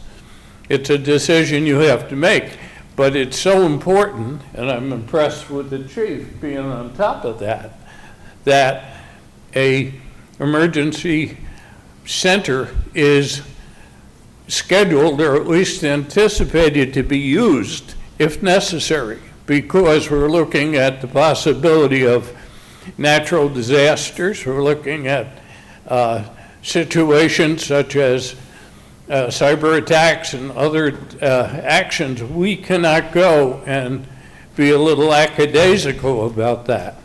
Now, my responsibility tonight was to comment on our town's emergency plan. The supervisor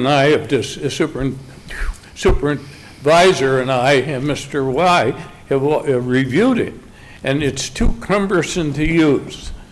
So the supervisor asked me to have immediate action plans for the town board that are very easy, very direct, very simple, and very quickly able to be implemented. The question here goes back to the good chief. Is he going to have his group over in the police station? Or are you going to be trying to call the shots and take the action necessary in the town hall? I think it's something we still have to work out. Any questions? Talk about do it here on the liaison, the one that's going to PD, remember that? what's that? What was there, what was that? Supervisor. We'll be in charge here, and then we just get one officer that has to act as a liaison between them, so we don't interfere with what they do. Right. Supervisor. So, If you don't mind, oh, sorry. 1 second. Go ahead. Thanks. I think a lot has to do with what the emergency is. So I think you have to define, whatever it is, someone is going to be the incident commander. So it could be the chief, depending on if it's a police incident, it could be a fire department, it could be the supervisor. So I don't really think we need a definitive place. I think we have to have a plan of action of what's going to happen. So for example, we had the coronavirus, which we've never had. So that was an emergency that's never come up, and you handled it. You handled it, and you created an action plan, and you followed it through. We had the microburst, like you said. When you guys were at training, there was a weather incident that was happening in the town. Carmine and I were here. We didn't have to be set up. He was in contact with the chief, and with the highway department, he was in contact with me. So I think it's more communication. I don't think you need a physical spot to say you must be here, as long as you're communicating and you know who you're communicating with and who in the end is the actual person in charge. Sometimes it will be you, sometimes it will be the chief, sometimes it will be the fire department. It just depends on what it is. I think that's extremely valid, and what I'd like to do is take your notes and email them to us or me, the chief's notes, and compile them and just circulate, and everybody add to it, and we can tweak it, and at the next meeting, have something that we can begin looking at, just a couple of pages to start, and then we can all add to it, and then just kind of work on this. I think it's just going to take a little work, but I think you're right, because, you know, if there is some emergency, we could create more of a problem by trying to get to the place, you know? Brian, I have a question for you. So was this all a thought because of the shooting? Because I know when the shooting occurred, you had a question of what you could know or not. I didn't know if this was why it came up. So many things. No, Yeah. it came up because we had a power outage, and I had a neighbor that called me, and they had a need to get access to Hudson? oxygen for their wife, because they couldn't, they're like, we're out of oxygen, you know? And I was like, I don't have a resource or an understanding how to help you. Let me begin making calls, and I did, and no one had an answer for me. So it just began, you know, like, what do we do in situations like that? And this came up, and that's, you know, why we're discussing it now. Okay, if I can add to this.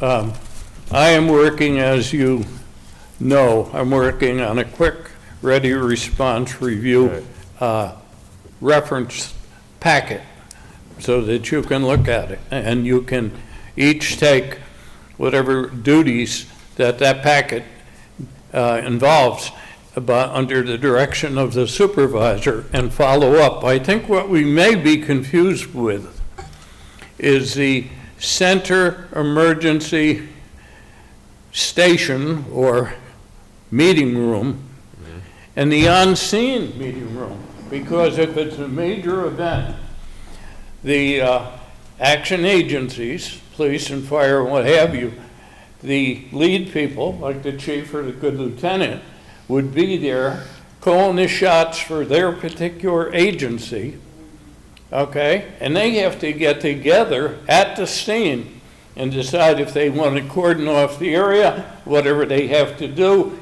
and they would call in to the town. We have to keep in mind that the supervisor, under Article 2B of the state executive law, is the one who can declare an emergency and officially take any particular action that may be necessary to deal with the emergency. That's that Okay. white document right there that outlines all that. So we may be talking about two things. That's why in many cases you see a police agency have a mobile command post, and you have a vehicle for that purpose. So we may be talking about two different things, and we have to put it together. We have to put it together. It's a very valid point, and John even has some thoughts as far as county. Yeah, so while we're on the topic, I would like to see, I know the police have their own mutual aid down pat, the fire departments have their mutual aid down pat, but like you said, microbursts, something that happens within the town that's not police or fire related, there is a gap as far as I'm concerned. So I would like to see the supervisor contact the county, bring down a couple of the county people into his conference room, and I would like to hear what they provide, what services are they kind of in charge of, and what services, you know, where do we go from the town of Fishkill takes care of something, or we got to send it off to the county and let them handle it? I don't know the answer to that. And the linkages and the names and the numbers and everything. But since we're on the topic, I would like to bring down the county people. I'll speak to Mr. Beal. Yeah. Yep. Call Bill, set up a meeting. Is the county liaison? You want to be in on it with Isn't me? he the Yes. county liaison? Councilman Foreman with me on that? Yeah, isn't he the liaison for the county? Who? I don't think we have a county law. Oh, I thought we did. I thought he was not in Poughkeepsie. Okay. Anything else? If I may, I think what's important is that, and the town probably has a lot of this, like if we have a microburst, that's highway. Highway takes lead on a microburst. We have a blizzard. We know it's coming through. We might lose power. I think that's where we start getting to the fine line of emergency response, making sure, and I think there's different levels. I think we might need to define, like level 1 being the highest priority. Who's that team consist of? Let's say the several board members and a department head from each department come together. If we know we're going to get a blizzard and potential, it affects every department if we get a blizzard. We could be shut down for days, no power. So to me, that's like a high priority. How's the police going to continue doing services? How the ambulance, how the fire department? the roads being staying open by the highway. So I think that's something that's high priority that we need to look at. And there could be many high priorities. I don't want to mention them all, but that's just an example. Yeah, our biggest thing is going to be natural emergencies, like you said, snow or microburst.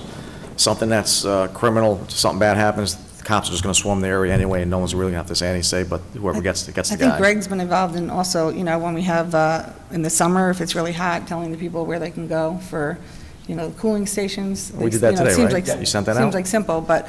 You put it on know, Facebook? So everybody could know. Forwarded you a thing. Okay. Yeah. We've got that. Things like that, so Okay. he's able to like put it out on social media so they know Okay. maybe for All right. Ryan's neighbor, something like that. Just today, I've been working on one with the supervisor. All right, so Okay. let's close this out. And I think it's just going to be a working document. We're all going to add to it and tweak it. All right, thank you, Thank Deputy you, Supervisor.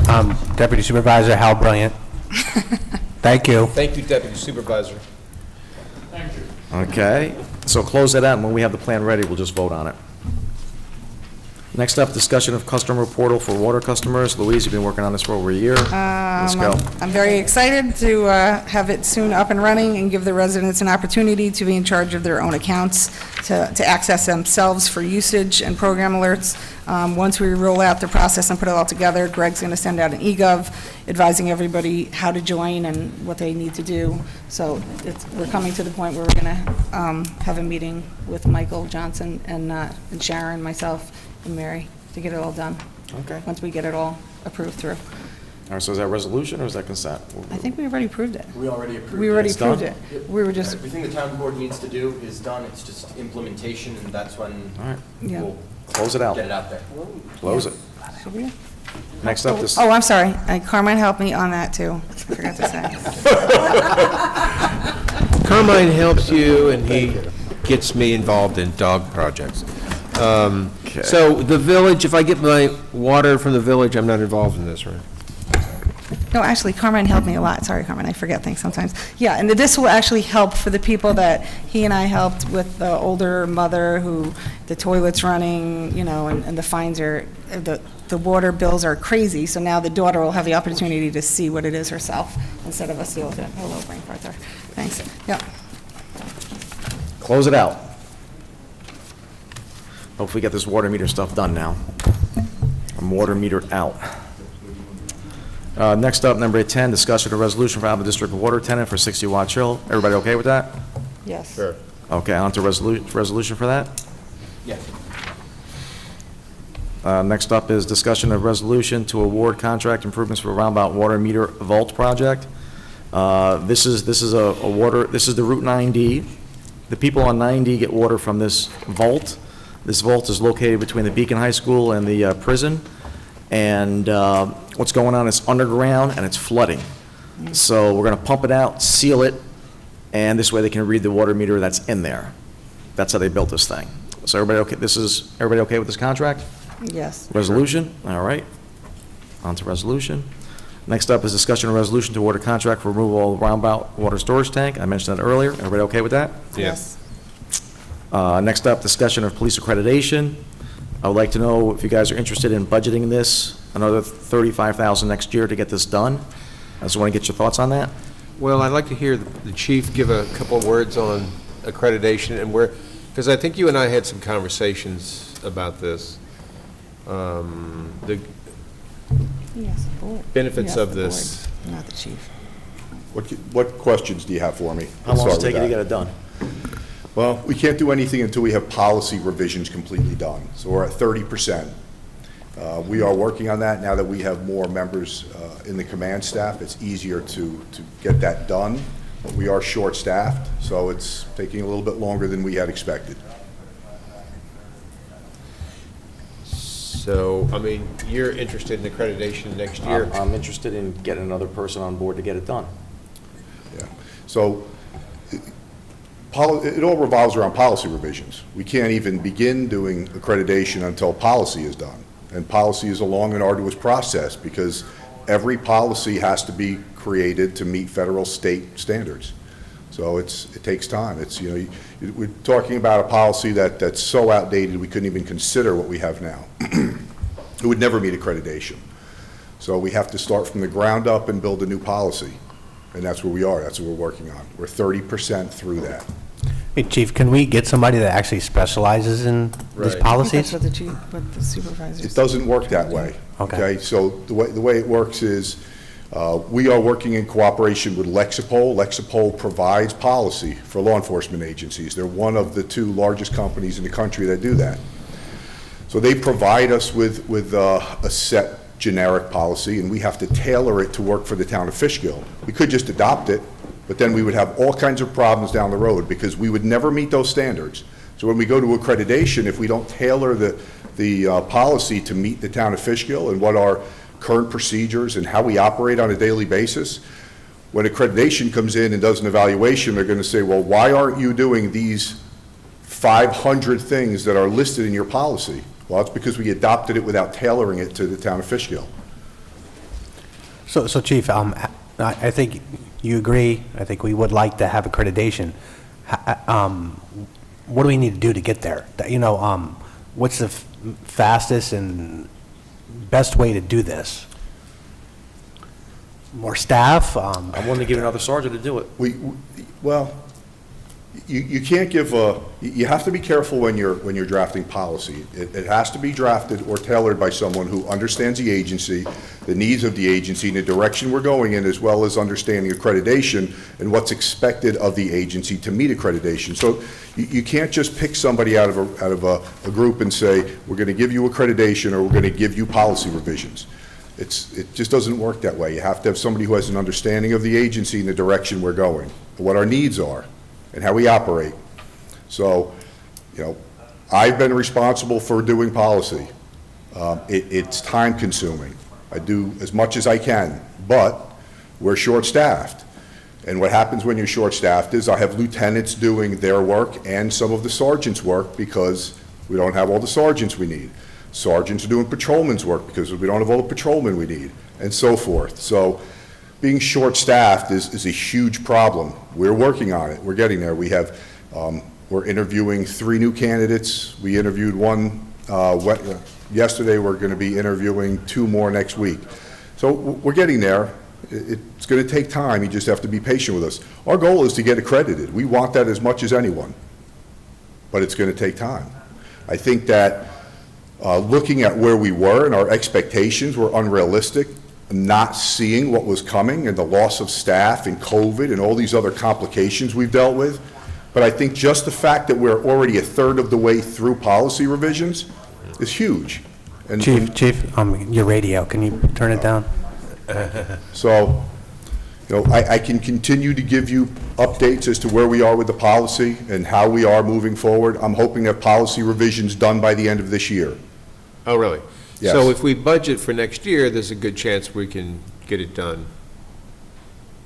Accreditation That's next our year. goal. As soon as we finish policy revisions, we're going to start working on accreditation and start making sure that we're meeting the standards so that we can, it's hard to say exactly how long it'll take. We're a part-time agency, so, what one person would normally do or what 2 people would normally do in a full-time agency is 2 or 4 people in a part-time agency. So all of these things, have to be taken into consideration when we're looking at duration of doing policy and getting to accreditation. But I think we have a good plan moving forward. I think just like I said, the fact that we're 30% through policy revisions and our goal is to get there, have 100% done or close to it by the end of this year, which will allow us to start working towards accreditation. I think that's a realistic goal. Can you explain to the, people listening in, like, what does accreditation mean for the force and for the town? What does this do for us? So accreditation sets specific state and federal standards and best practices for law enforcement agencies. So the reason why agencies want to become accredited, although it's a lot of work because it's not just getting accredited, you have to be reaccredited every 5 years. So you have to maintain those standards. The benefit of going with a company like Lexipol, and this is why we decided to go with them, is the policies that they give us meet state and federal standards. So we have to be very careful how we tailor them to not disrupt that. Is there an example of that you can give without getting too far in the weeds of like how you're tailoring it? I just would like to appreciate that a little bit more. Well, every policy is completely different. One policy may be 3 paragraphs, or three, three divisions and 2 subdivisions. The next one may be 10 pages long. It all depends, like personnel versus, it's hard to get into, versus discipline. So they're all so extremely different. When we draft these, we also have to compare them to the collective bargaining agreement, to town policies. All of these things have to be taken into consideration. Our staffing, how we're constructed, what our organizational structure looks like. It's not as simple as saying, thank you, Lexipol, we're just gonna adopt this. I see. I understand more now. Hey, Chief, is there any other agencies that are part-time that are accredited that you can actually look at, and for example? We would be the first completely full-time agency in New York State to be accredited. Part-time. Completely part-time. Okay. John? I heard the supervisor make a suggestion about $35,000 into next year's budget. Is that the number you're going to be submitting to the controller? My question is that enough? Is that too high, too low?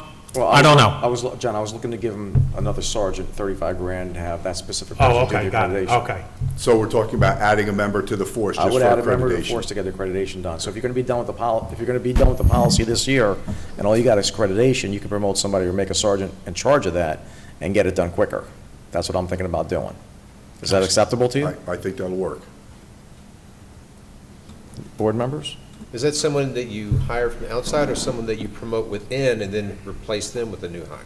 It can be either, but we have people in our agency that come from accredited agencies and have worked on accreditation before.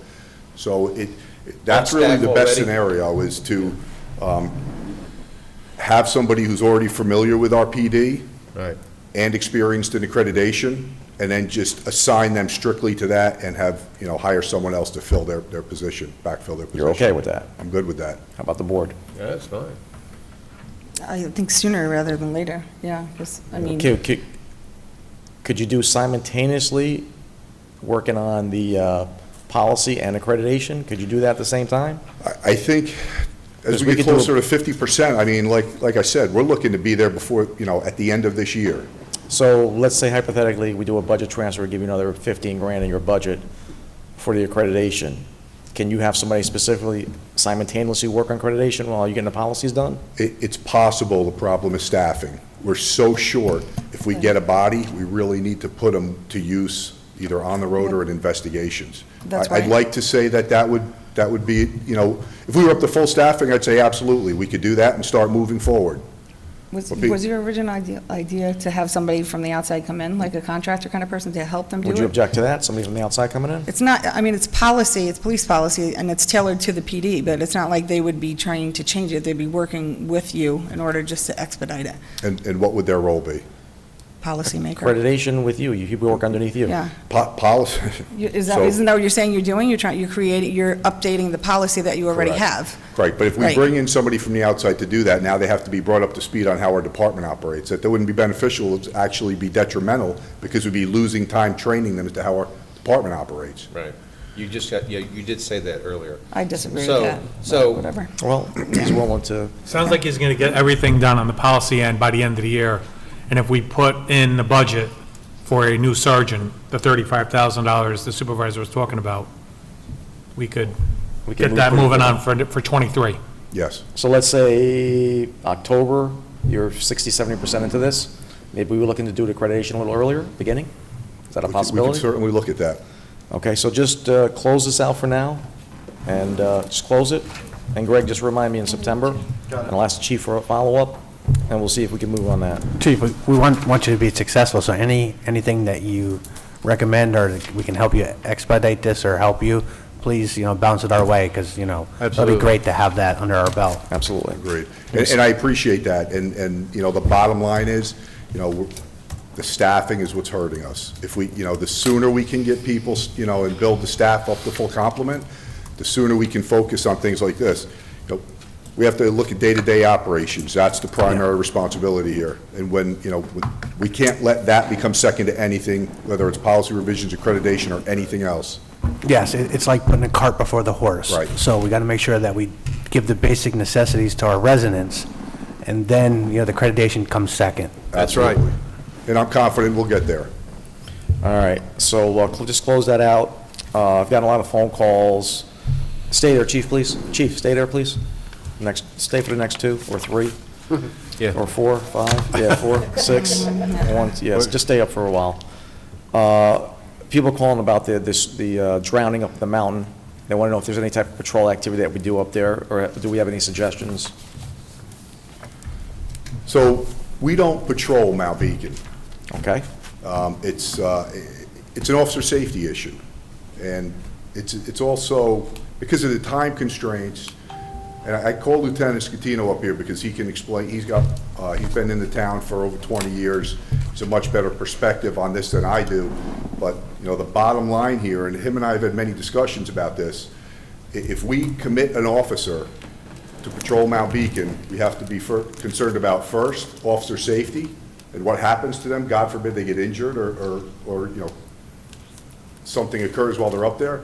And 2, their response time to another call in town is going to be extensive. That's basically, a lost officer. Were you talking about a designated person? Yeah, I was thinking. Or just talking in general? The other thing I was thinking about, there's a big traffic problem in the town of Fishkill, you guys know. Maybe adding a 4th vehicle on certain hours, staggered, maybe like from 4 to 10, so they can run patrol on 9D, maybe 52, Route 9, and in between, take a ride up there, just on routine patrol. Are you familiar with that? I'm familiar with the whole area. You're But what I'm familiar trying to with say is I would consider adding another patrol, just specifically No, I do traffic and The patrol. road, the road, are you It's familiar? horrible. Lieutenant, can you come to the mic, please? Yeah, there's no taking a ride. I mean, when I went up there for that drowning, it took me about 20 minutes to get up there, and the road was in pristine shape. Okay? Now, if you factor in a little bit of rain and that road gets washed out, you're not gonna get up there at all. Number one. Number 2, cell service is terrible. So you really can't talk about sending one guy. Something happens to that one guy. If he takes a ride up there and goes around, I haven't been up there, other than the other day, I hadn't been up there in about 15 years. We used to go up there all the time when I worked in the city of Beacon. Nobody did anything up there except the city of Beacon Police. Now it is the Parks Department, NCON, Forest Rangers, the State Police, the Dutchess County Sheriff's Office, and us. Beacon's the only people that don't go up there, okay? They don't go. The last time they went up there was probably around 2006 or 8, when a gentleman walked into the Beacon Police Station and said he murdered his girlfriend and dumped her in the reservoir. So they called the troopers, and they assisted the troopers in holding on to the guy and then going up and getting the body. They had to use a Army surplus 4-wheel drive because it was like in the fall with a little bit of snow. But when I went up there the other day, it took me 20 minutes that morning. Not sure if that was a Wednesday or a Tuesday. But when I got to the bottom of and like I said, the road was perfect. There was a little bit of runoff, but it was very dry. It's about a 20-minute ride up, maybe 15 down. And so there is virtually no cell service, very little cell service. You have to stand in certain spots to get it. At night, it's pitch black. The reservoir is very deep. It's treacherous walking. Once you get out of the car, it's all loose gravel, it's large rocks. There's a lot of people up there, as you know. When this incident happened, the guy wasn't by himself, it was with 3 other people. And under the circumstance, they acted relatively quickly. And there could have literally been a cop on Mountain Avenue. It had taken them, at that time of night, it had taken them 20 minutes to get up there. There's no screaming up there. When I was coming down, I met Dave Sekrish, a lieutenant with the New York State Parks Police. He ultimately got resources up there, from my understanding, to help take the guy down once we recovered him. But they have resources as far as, like when there's a rescue up there or a lost hiker, we've assisted the Parks Police up there doing that, getting people down. They take care of all the enforcement. In the summer, they take care of dirt bikes and ATVs. They have specially trained guys that go up there. They bring their ATVs and trailers. They go up from the bottom of the walkway, and they ride those trails, and they enforce, not the vehicle and traffic law, but they enforce the ATV law. The city of Beacon literally goes about 100 feet past the top of that stairway. They're not interested in going up there. I've talked to Sans Frost. Again, when I worked there, we did everything right to the top of that mountain. nobody went up there. Troopers didn't go up there, nobody would, we would go up there. We, as a matter of fact, used to have a police officer that was deputized by the Dutchess County Sheriff's Office to patrol the Melzinger Reservoir, because that's owned by the city of Beacon. So they would hire cops in the city of Beacon and make them deputies, and for $20 an hour back in, the 80s, they would patrol the Melzinger Reservoir. Now that's, I don't know if that's something anybody wants to do, but, So basically, short of a call, we're not going to go up there. I would say that's prudent. I don't know that it's. Who has jurisdiction to that mountain? Depends I on just where you said. are. That just- Depends on where you are. I don't know, you might know this better than me. I don't know if Yeah. Scenic Hudson owns that. Do they own that? The state owns the Scenic Hudson, it's all Okay, so different it's all, lots. so the primary jurisdiction would be the Parks Police. And Parks Police would go up there for a rescue or an injured hiker. The Forest Rangers have jurisdiction when there's a fire. The troopers clearly have jurisdiction anywhere in New York State. Sheriff's Department has any jurisdiction in the county, and then there's us. And I don't know if I mentioned DEC and NCON, but in the summer on Mount Beacon, those guys are bumping into each other with their ATVs, literally. They have DEC, they got NCON, they got Forest Rangers, and they got the Parks Police. They're all up there. So the area is already being patrolled? The area is pretty saturated, especially in the summer.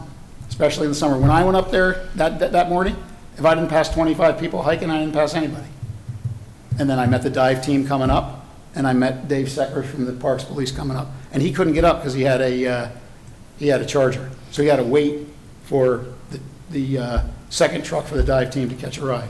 I had an SUV, but it still took me 20 minutes to get up. I didn't know what you were talking about, if you were talking about a specific patrol or not. I mean, the state police I was has... thinking about both. Well, I mean, the state police has been up there. I've been up there myself. It was a four-wheel drive years ago, before this was all Scenic Hudson stuff. And it does depend on the call. I mean, it depends on what type of call it is and who's going to it. So I don't think that we have the resources to put somebody there specifically. Just like what happened that night, whoever gets the immediate call goes and responds. And then if there's other people that need to come and assist, like the state police dive team, the Dutchess County Sheriffs with their drone, whatever it is. Well, what I was thinking was like a staggered shift, maybe Thursday, Friday, and Saturday, do some traffic in the late afternoon. I think the traffics are in the morning. So I think that if you're talking about people calling about traffic complaints, I think they're more, I think that's a separate issue, the traffic complaints, than this. So myself, The traffic would be about 3 hours, then you would have 3 hours to do something else. I don't see this as something that we need to designate someone on. I agree with the traffic thing. I agree with possibly putting someone specifically for the traffic complaints that we continually get, that he puts the signs up for. Maybe they could sit there. Usually it's the people who complain that get the tickets, but, if you want to designate someone or allow more money for someone to do that, that's a different discussion, I think. Oh, yeah. That's an item. One thing we should consider is. Please go to the mic, Deputy Supervisor. One thing we should consider. Move over, The mic, please. Hal. Move over Step to it the over, Mike. Hal. Mike. Okay.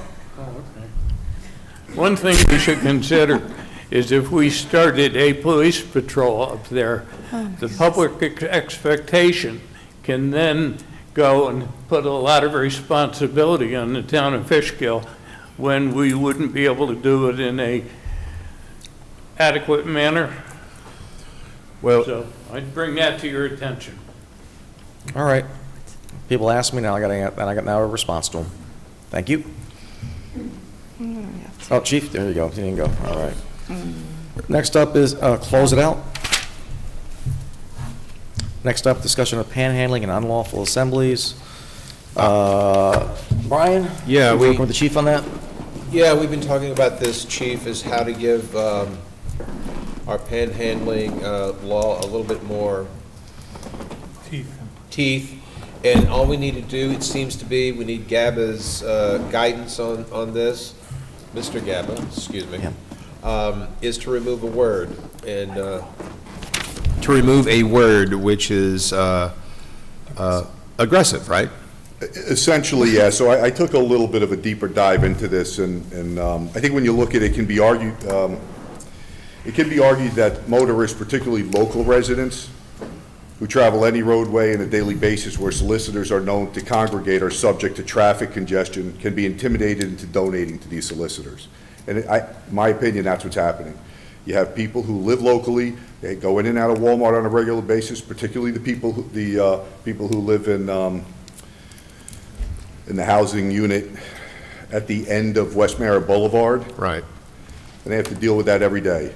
So, based on Town Ordinance Section 11215 sub C, I propose a new section to be address these circumstances. And the new subsection would, and of course this would always come back to Mr. Gaba, in sum and substance, it would read, a person is guilty of aggressive peddling, soliciting when he or she intentionally and repeatedly in or about a public place or places engages in a course of conduct likely to place a person in reasonable fear of imminent bodily harm or the commission of a criminal act upon property in the person's possession, or is likely to intimidate the person being solicited into responding affirmatively to the solicitation. So basically what it says is, if you're in a situation that is unavoidable, you're stuck in traffic and you're subjected to a person who's soliciting, that you may be in reasonable fear of physical harm or damage to your vehicle, or being intimidated into giving a donation to the solicitor, then you'd be as the solicitor, you'd be in violation of the town ordinance. Now, I'm not an attorney, so of course this would, Mr. Gabo, would have to just take a look at this and see what he thinks. But that's my proposal. Well, this is actually a very tricky area. Yep.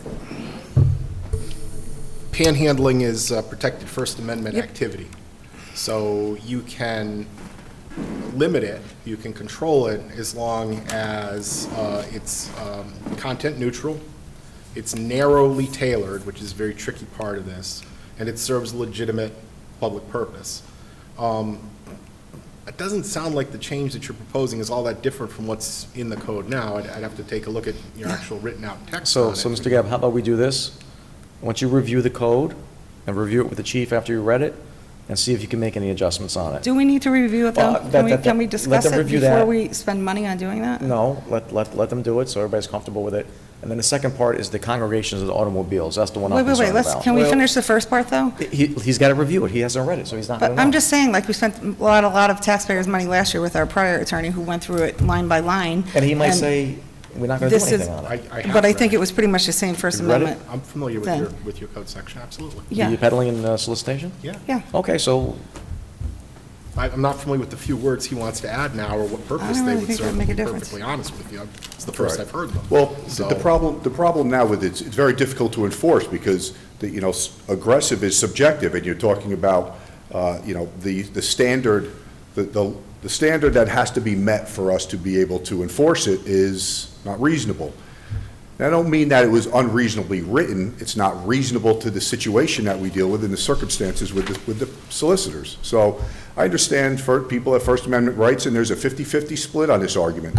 Some people feel they have every right to be there. Some people don't want to see them and don't want to be harassed by them banging on their window or running out in front of their car when they're driving up West Mara Boulevard. There's an argument on both sides of the table. My position is, I would just like to propose this to the town board. If you feel that it's adequate and it's worthwhile pursuing, great. If you don't, that's up to you. It's really, my concern is how it impacts the residents and other people who come to town and have to deal with it. Right.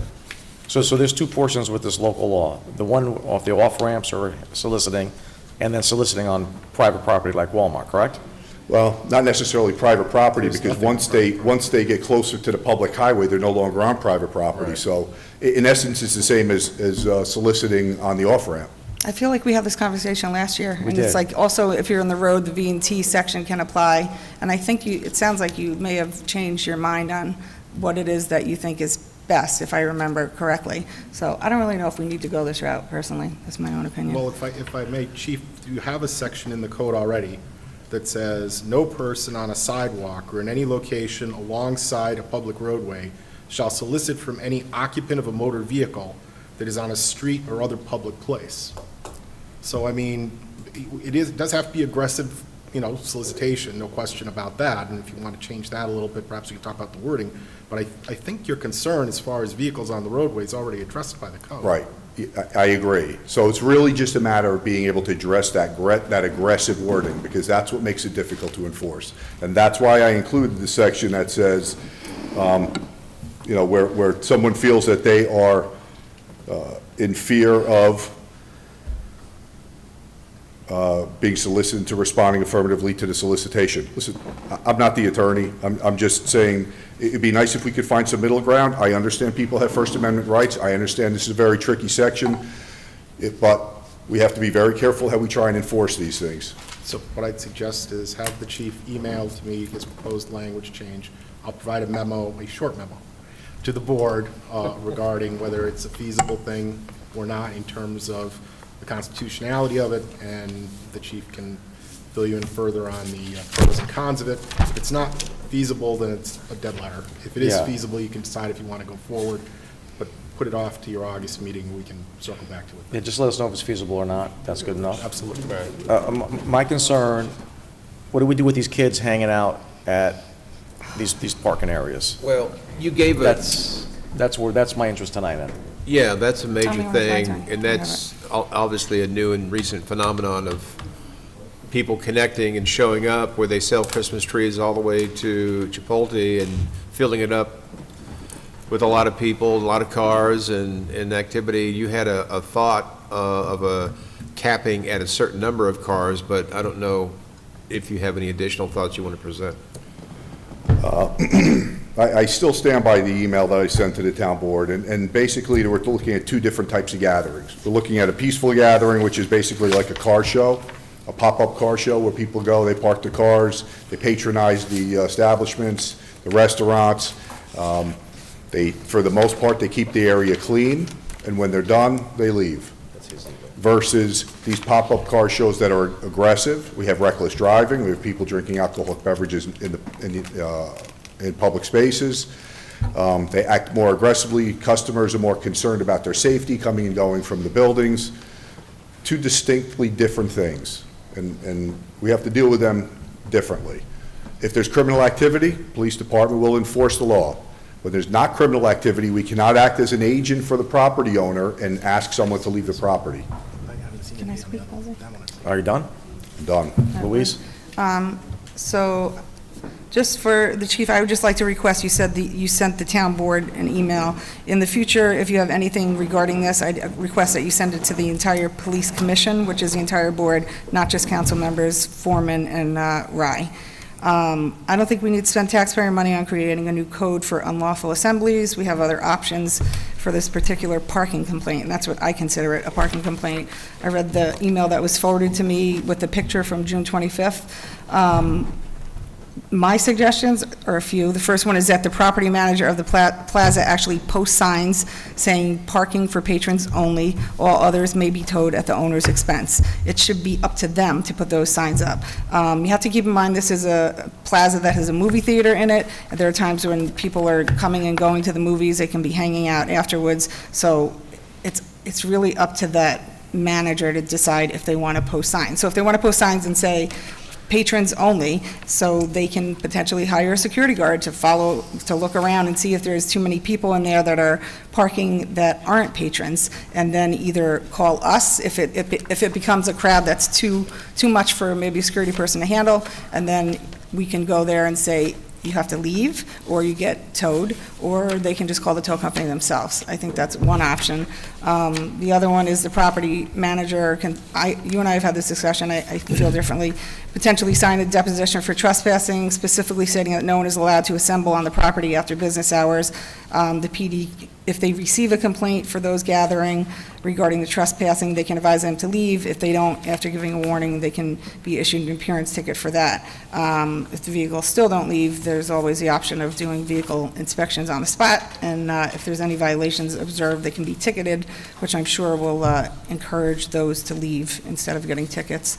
What was the last? I asked the building inspector about if car shows had to have any type of permits, and he gave me the example of the 84 Diner when they have car shows, that they need a permit if they have a tent, and then they would need permission from the owner and insurance liability forms. I think if I read right in there somewhere, one of the police officers said they spoke to someone who was actually an organizer of it. So that person should be told, if you do this again, you're going to get a ticket from the building inspector because you can't organize these type of car shows. So those are my suggestions. Mr. Galba, do we have to do anything, or people just allowed to park like that? Is there something we can do? Well, there's two different elements here. One is land use, and if you're holding car shows on your property, arguably you're Let's cancel car shows. Let's just say 75 cars show up, people are hanging out. What can we do about that? if it's something that's not commercial activity and the owner has consented to it. No. I don't think No consent from the owner. The owner wants them It's just a gone. private trespass then. So, do we have to pass any laws, or the cops can just shoo them away? Well, if the owner complains, then the police could come out and ask them to move. They could write a complaint for criminal trespass if the owner was willing to swear out a complaining information on it. How about we just do that? In theory, that sounds great, but when you have 100 or 200 people and you're going to try and take some of these people into custody for trespassing, there's a lot of legal issues here. I don't think you have to take them into custody for trespassing. so You can we're- issue an appearance ticket, Okay, so. so we issue an appearance ticket. Yeah. Okay, right, So- I get that. But what Oh. we're dealing with is, you still have to have a representative of the property to come there and tell them they have to leave. We can't I don't just- know if that's true, Mr. Galba, if they had an information or deposition from the management property specifically saying that they don't want them there, and they had it, and then the police officer said to them, "You're trespassing, I have a signed complaint, you need to leave," and if they don't leave after that, can they then be given an appearance ticket for trespass, and the next one, and the next one? I've seen a situation like that set up where someone is accused of shoplifting or something along those lines, and they say this person's no longer welcome in the store. Right. If they come in again, authorize the police to, issue them a ticket or arrest them for trespass. I've never seen it with open property. You need almost like a repeat situation where people keep coming and congregating on. That's I don't what know it if is. it's kids at That's exactly what it parties is. or something like that. Yeah. But in theory, could it work? Sure. In theory, it could work. You're going to want to make sure your I's are dotted and your T's are crossed though before you start issuing tickets. Well, that would be the Without last person resort. actually being That's there the last saying, I don't resort. want them on my property. I think he should put the signs up, the parking signs myself, and I don't think What we do you should have to babysit his parking Put lot. the signs Yeah. up first, get them to put signs up first, and then get a sworn deposition from them to remove people? That Chief, sounds good to me. didn't the owner or the manager of that property give you something already saying they didn't want those people there no longer? He did. He gave us a letter. He's been giving the department a letter for several years. And I've tried to explain to him and work with him to try and make this beneficial to him and us. And the problem is, and with all due respect, Mr. Gabb, I've had this conversation with the DA's office.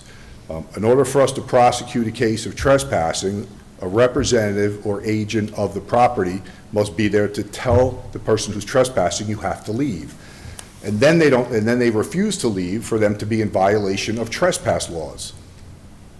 So the property manager would have to come here and tell these people to leave, and if they refuse to leave, then you get them to leave. Correct.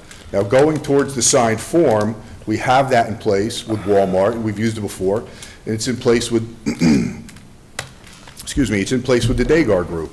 If somebody comes to the property and refuses to leave, then we can get, and we deal with them one way or another. We get them off the property because it's happened before, whether they're, a vagrant and they come to the property like they do at the Town Inn on a common occurrence, and we tell them to leave and they refuse to leave. We can charge them with trespassing, but we can also give them a trespass notification, which means it's signed by the representative of the property owner, it's signed by the person who's subject to charges, and it's issued to them in person, signed by the officer, and then if they return, then we don't need the representative of the property owner to be there. Then we can arrest them for trespassing because we have the paperwork to support that charge.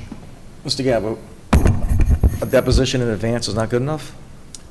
If the person has been told that they're not welcome on the property and cannot be entering it, I would think that a deposition would be good enough, but you're going to need documentation that they were told they cannot. So what's happening is, there's a strip mall at night, 75 cars are showing up, kids are hanging out. So the manager would have to come to the strip mall and tell each individual to leave?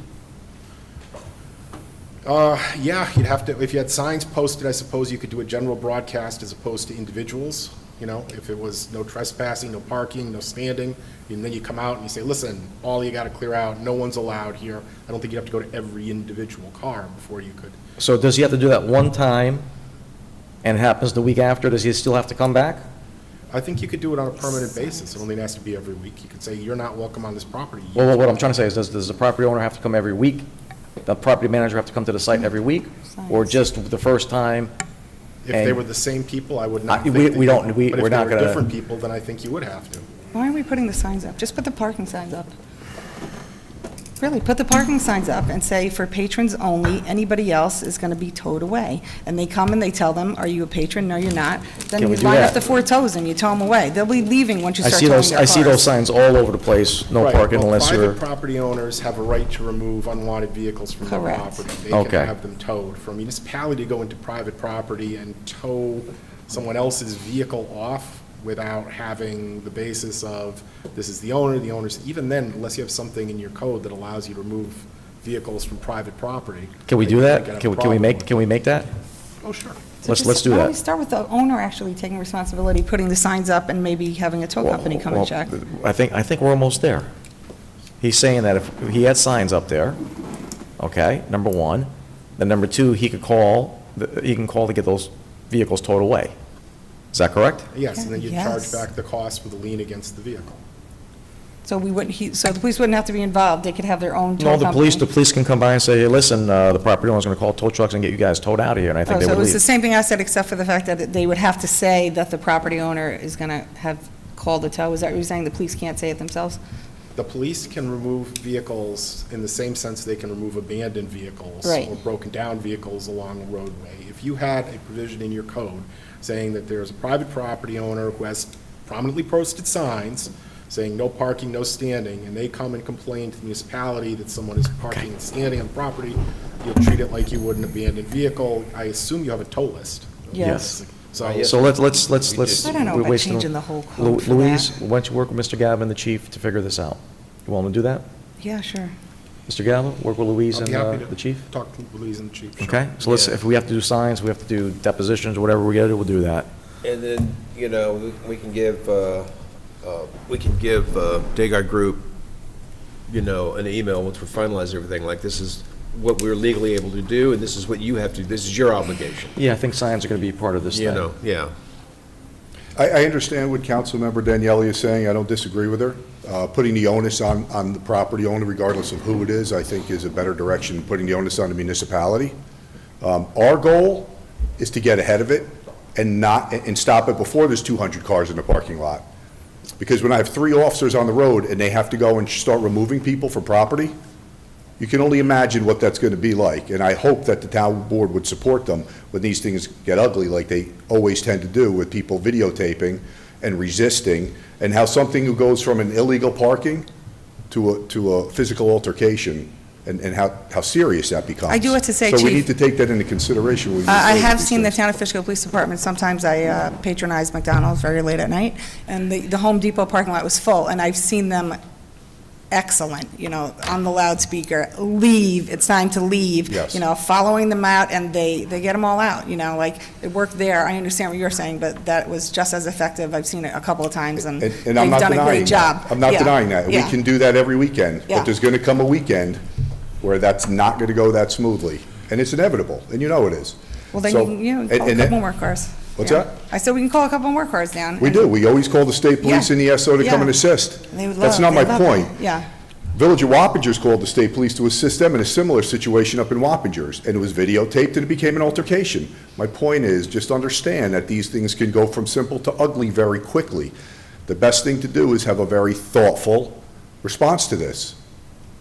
Well, we have your. We got the support. chief, Louise, We're and Mr. Gavin supporting. working on it. We're working on I'm it. satisfied you guys will take care of it. Yeah, that's it. We're good. I'm satisfied you 3 great minds will figure something out. Excellent. So just close this, and we'll just do a local law if we have to, or figure something out and vote on it. So next thing is discussion of amending the town hiring policy for the police department. Louise and John are working on this. Any updates? Yeah, Yep. wait, what number are we up to? 16. Number 16. 16, oh, okay. So I spoke with Suzanne as a liaison to the HR department. She told me she's been working on potential changes, speaking with department heads to revise our policy, and she'd like us to just give her a little bit more time, maybe like a month, table it forward, because she wanted to have time to speak to Mr. Gaba and/or our labor attorney to put together something that we can all look at and maybe agree. So that's what she asked for, just for a little bit more time. I asked the chief previously, I don't know if we want to discuss it or not, but I thought that we were all in agreement when flyers were created for potential police officers that they would go to the HR person. On the website, if you go to hiring, there's actually a nice flyer for hiring police officers, but the applications go to the chief. So I think Supervisor and I were discussing or trying to decide if we can come up with something where it's the HR and the chief, or the HR, because I think it should be the HR that's involved first, since she's our HR department, to make sure that civil service is something that is checked off immediately. I think we should create a separate email address and send it to both of them Can at the Greg same do that? time.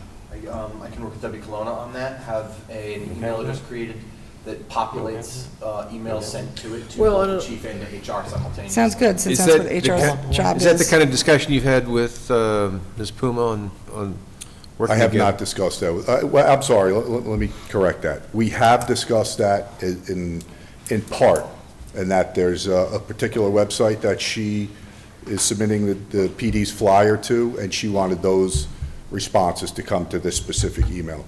We have not discussed doing it, completely, for complete coverage of all postings and all submissions. Well, actually, all submissions should come to the HR director, no matter what position we're posting for, correct? Yeah, Yeah. yeah, absolutely. Yeah, I mean, the HR disagree. director, that's her job. Why should, I mean, I don't understand that for PD, I don't get that at all. Why would that happen? Because she has to check to make sure, number one, they're qualified for civil service, they could be disqualified right there, and she's our HR director. And we have a screening process that I work with the HR director. We've been doing that since the prior HR director was here. Resumes come in, I immediately share them with her. I've done that with Ms. I Puma. thought that did it she in the- was And getting then, them, and they were sharing them together. I sit down with the HR director, Yeah. and we screen out the people who are not who don't meet qualifications. And I had this conversation with Ms. Puma recently. It's not just whether they meet civil service requirements. There's other laws that govern police officers that she may not be familiar with. So to say that she should be the sole person who, No, I didn't say that. who screens That's not these what I out. said. Well, you said that she should be the one who screen them out when they come in. I said and- that's one of the things Okay, that so- she does. What I agreed with the supervisor was that it should be you two jointly, not just one or the Right, other. and I so understand, and we've been there we working go. on that together, and everything's been fine. And what I propose is to continue to do it the way we've done it. They come to the chief of police email, I'll immediately share them with the HR director, we get together, we screen each resume as they come in. Well, I disagree, so. I see nothing wrong with that. Of course. I prefer that, I don't know why that would be disagreeable. I just don't get why that's disagreeable. You say, I don't you say understand. of course. I'm not, I really, But they have a take a policy that second they've here, because worked I'm not out, going to so argue with I'm you, not- Brian. So my point is that both the chief and the HR director should get it. That's my point. If the majority of the board disagrees with me and wants to do something else, then it's up to you.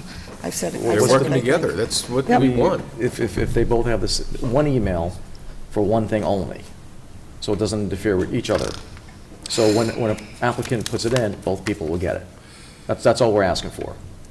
What do you think about that? I mean, I just have some concerns, because I've seen how this has gone in the past, and there's been resumes that have come in that didn't come to my attention, and I can assure you that every resume that has come into me, I've given to Ms. Puma. So I have concerns based on the history here. I would like to see Ms. Puma and the chief continue working the way they've been working, and let's readdress this in the next few months and see if there's any gaps that we have to fill in, and maybe we'll get a presentation by Suzanne regarding the hiring process. I believe that the chief and our new HR hire, Suzanne Puma, should get together and resolve this issue and what's the best way to handle it. And it's my understanding that they are meeting. I don't, and that's great that you guys do it. I don't want to micromanage. I don't want to micromanage. It's not micromanaging, having access to two people, but like, I'll be done with it. You guys can just do whatever you want, so, okay, I'm good.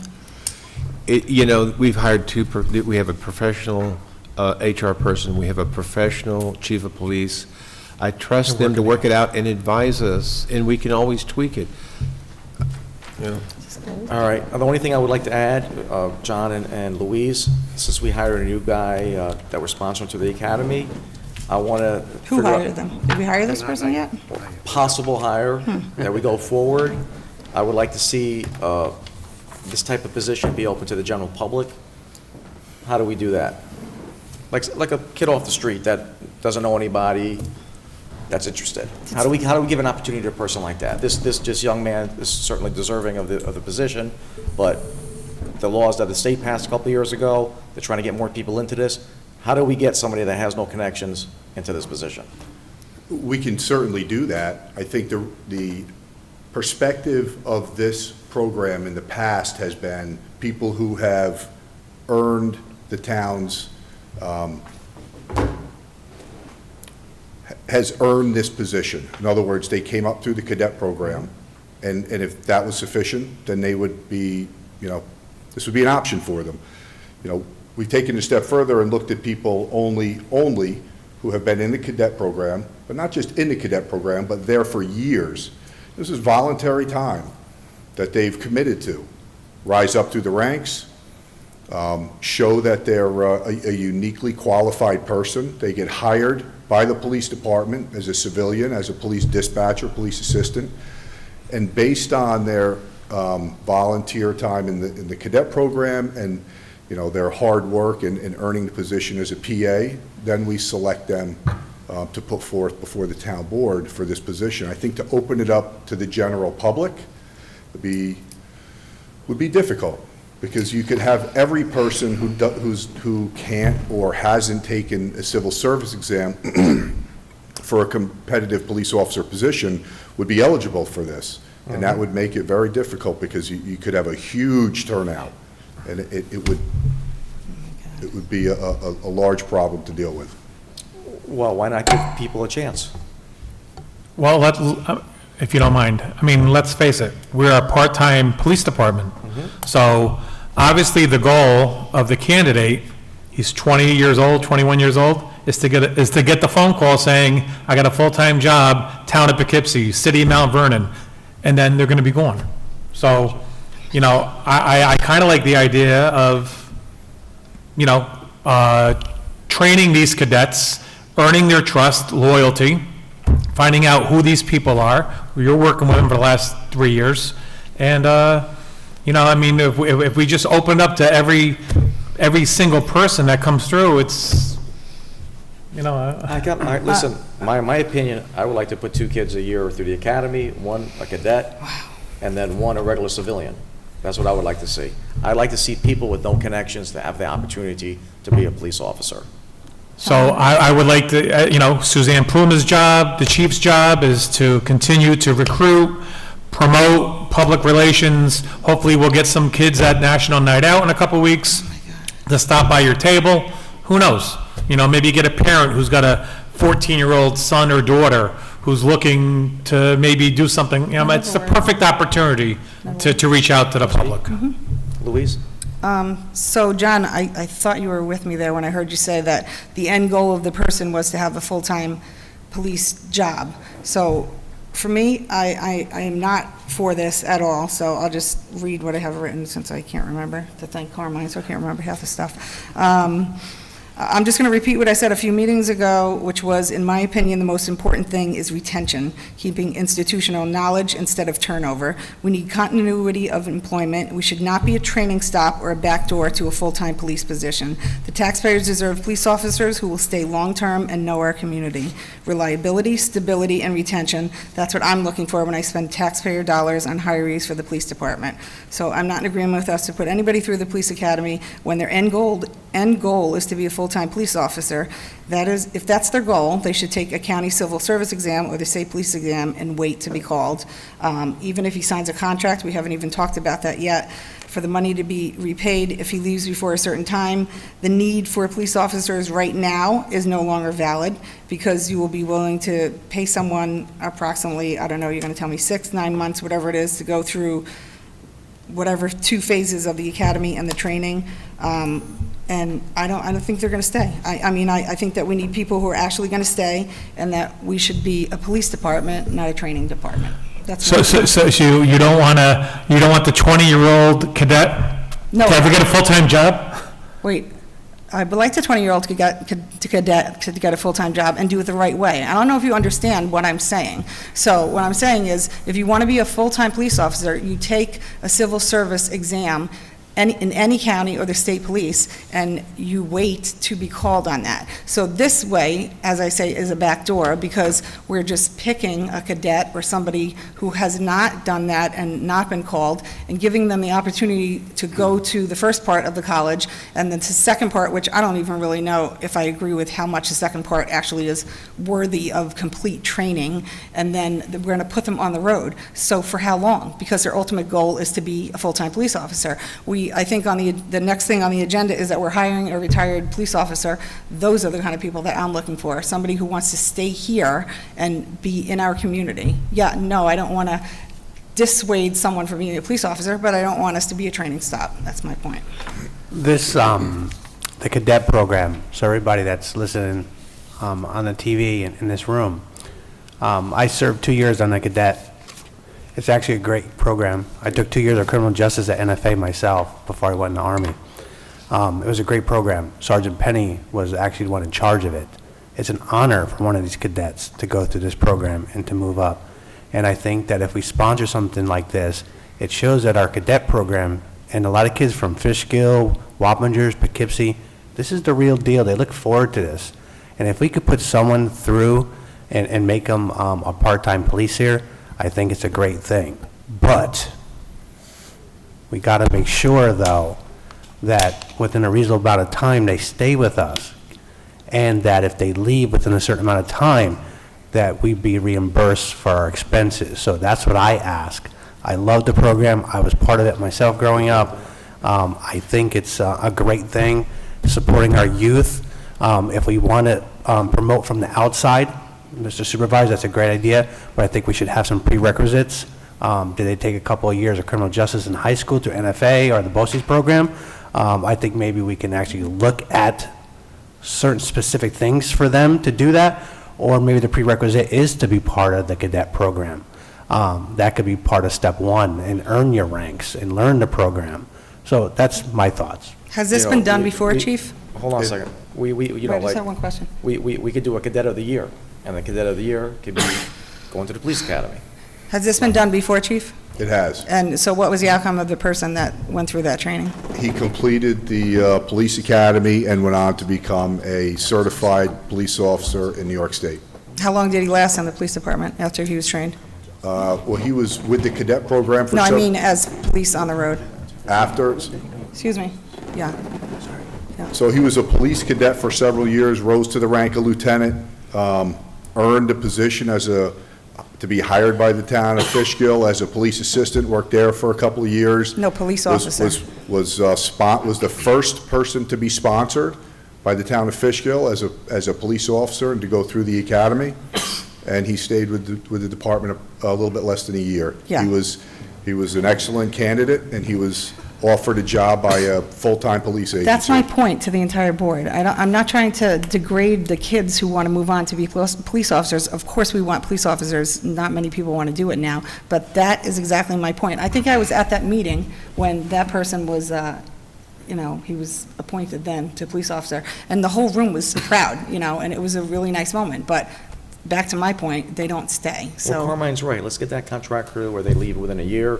They got to pay this much back. Well, that was et cetera, supposed to be et cetera. done with this. Listen, things happen. Well, then it But- shouldn't be approved unless it's So done. when you work with John, work with the chief With what? to set up some type of system where if we do put somebody through the academy. Well, I don't want to do that, because I don't agree with putting anybody through. Listen, I do things I don't want to do Yeah. all the time. It's my understanding that this, there was going to be a payback by the candidate if they leave within like a 2-year period Yeah. from graduation or becoming a member of this police force. Is that, we on the same page? That's my understanding with the current situation, yes. Right. And we discussed that, and I thought that was very good. Where is that written down?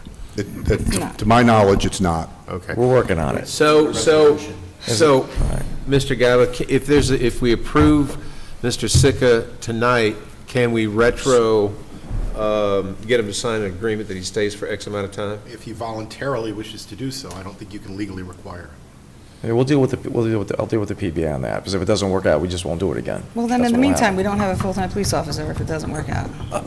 Yeah. So just do me a favor, if you want to do something like once a year, a cadet of the year that we put through the academy, we can consider that. And maybe with that person, somebody off the street, I know you said what you said, maybe military, some college, to go with him. Okay? So I think the thing is, we got to make it fair to everybody. And I recognize the cadet, if we do a cadet of the year, you're going to get the shot at this. That's a great thing. But then we pick somebody else from the street with some college or military, especially somebody who lives in the town of Fishkill, send two of them to the academy. Did Suzanne interview this person? I don't remember seeing an email that she interviewed them, or her opinions, For what position? for whatever you want to hire this person for, Well, to go through he's the academy. He's already gone through the hiring process. He's currently a full-time PA. And that was Well, prior I to think Ms. that that's a- Puma being hired by the town. Well, not for myself, but I think the police officer is a different position. Supervisor, this brings up, I think it was supposed to be on the agenda, but you asked me to look into psychological testing for Yeah. police officer applicants. It wasn't put on, so if we can put that on, I'll do that at the end. Put that in all- put that in But just for, because he does something else for the town, doesn't mean he should not be re-interviewed for the position that he's applying for. I agree. I agree. But it doesn't sound like it was with the HR person. Well, there's no sense in doing a background investigation or anything further until I know what the town board's stance is on this.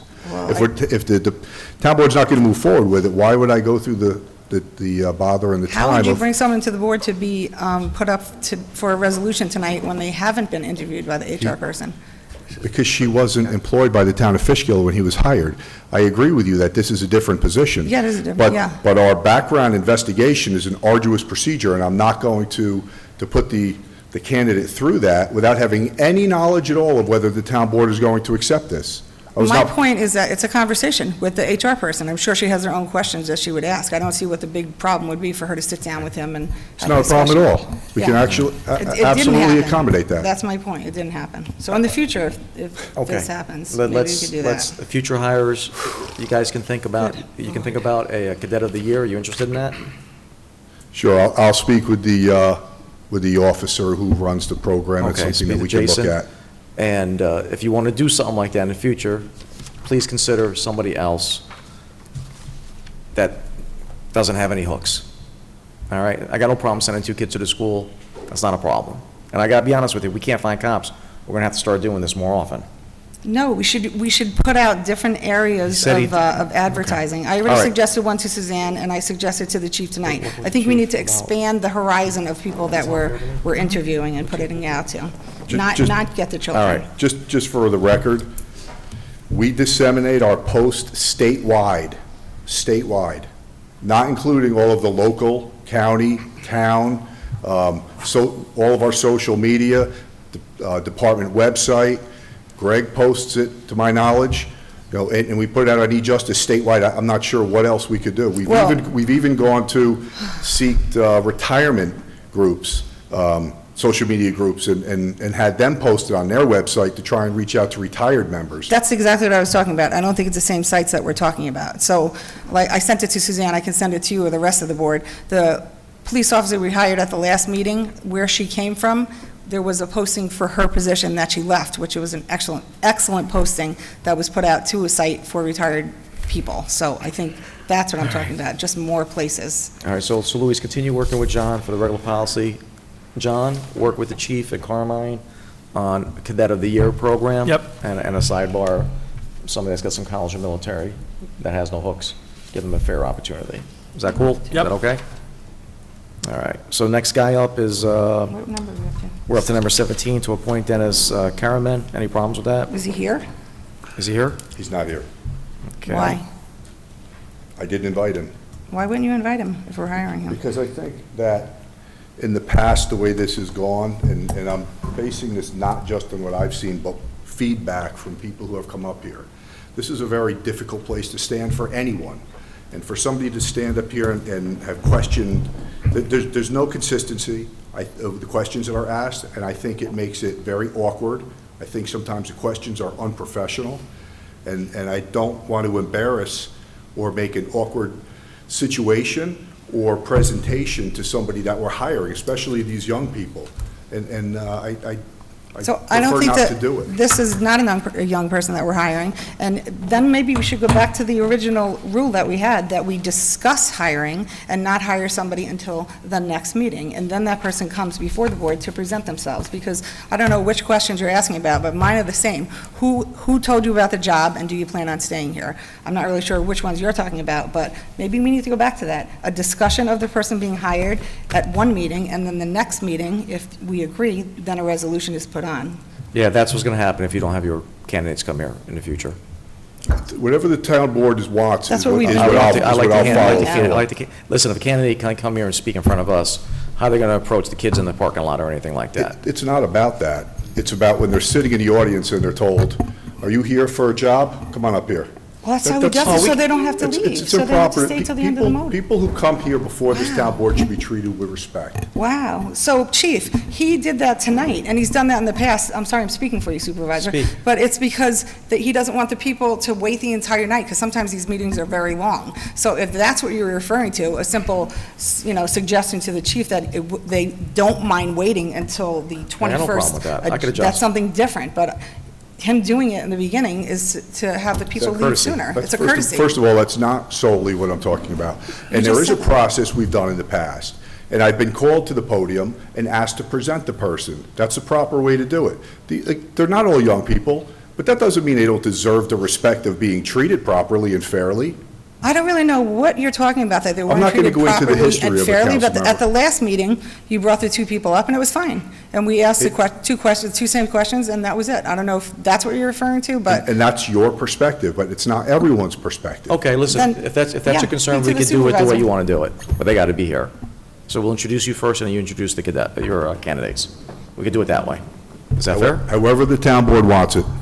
it's obvious the way you would like it. So if you would like it for them to wait till the end of the meeting, we can accommodate that. That's not what I'm asking for. That's what it sounds like to me, so whatever. I don't remember saying that, to have them wait till the end of the town board meeting. No, All to I'm the asking point that for- they're up. All I'm asking for is common courtesy and some consistency when they're brought up here, presented to the town board with the questions. There've been questions asked before about people's work history. That's inappropriate. Not only is it inappropriate, but if you ask the HR director, which I have, she'll tell you it's inappropriate. So I think you might be talking about some people that we hired prior to the HR person, and those were questions that were asked, and your background check was not really full. It wasn't completely done, and those people ended up not getting hired, so I'm not really sure which people you're referring to. So if you would like to figure out how to do this in the future, because I feel like we're being attacked here, and I don't really appreciate it. I don't feel that. Yeah, whatever. Next time we have a candidate to come on the agenda, I will introduce you first, and you can introduce the candidate. Simple as that. That's fine. Not a problem. And if I forget that, just remind me, okay? I'll remind you. Yeah, it's not my intent to, I'm just trying to get them out of I here. understand. I'm just trying to get them rolling. All right, so you good with that, everybody? Number 17? Sure. We talked to 18 enough. Everybody's good with Wait, so- 19? Yeah, 17. What are we up to? We did that. Yes on 19. That's enough, that's We enough on talked 19. about that already. Yeah. Yeah, discussion of the, 18 close. 19, the salary increase for the chief secretary, everybody okay with that? Yes. No. Okay, okay. Where'd So, I get it? Hold on. you got anything to say about it? Yeah, I do. All Thank right. you. I've previously said for every raise that that recently came before the board, beginning with Councilman Rise starting the role of the Highway Department, that I do not believe we should be giving raises to anyone unless it is during budget time. It's fiscally irresponsible. So when I continue to abstain from votes for raises, it's not that I don't think the people should not get them, it's the timing of them, and the fact that there's no performance evaluation or job salary comparison, instead of a continued reasoning that because everybody got it, I should get it. I think that that's wrong. I think at one point, Councilman Foreman agreed with me, but, then it was voted through. So that's my point. When I say abstain, it's not the person personally, it's the fact that it's fiscally irresponsible. Thank you. All right, so put that for a resolution. Clerk, Madam Clerk. Everybody okay with the permit for Yam Yam? Yes. Number 21, permit for Trinity Solar. Everybody okay? Yes. Number 22, Duchess, what is this, dog house? Everybody okay with that, number 22? Yes. Resolution? Trinity, honey? Trinity Solar, you did that one, right? We did Trinity Solar. Duchess Now we're up to Dog 22, House. Duchess, everybody okay with that one? Yes. Okay, now discussion of the town code requiring larger lettering Is everybody okay with that? No, actually, I spoke to Mr. Cantor, and he wanted to speak to the town board members, but these past few meetings have been so long, he told me he didn't get a chance to talk to him yet. And Table he's it? not going to make the August meeting, so if we can just table this to September, and then September? we'll finalize it First one meeting way in or the other. September? Yeah. Okay. Yeah. Resolution adopted the cannabis use policy for town property. Anybody have questions?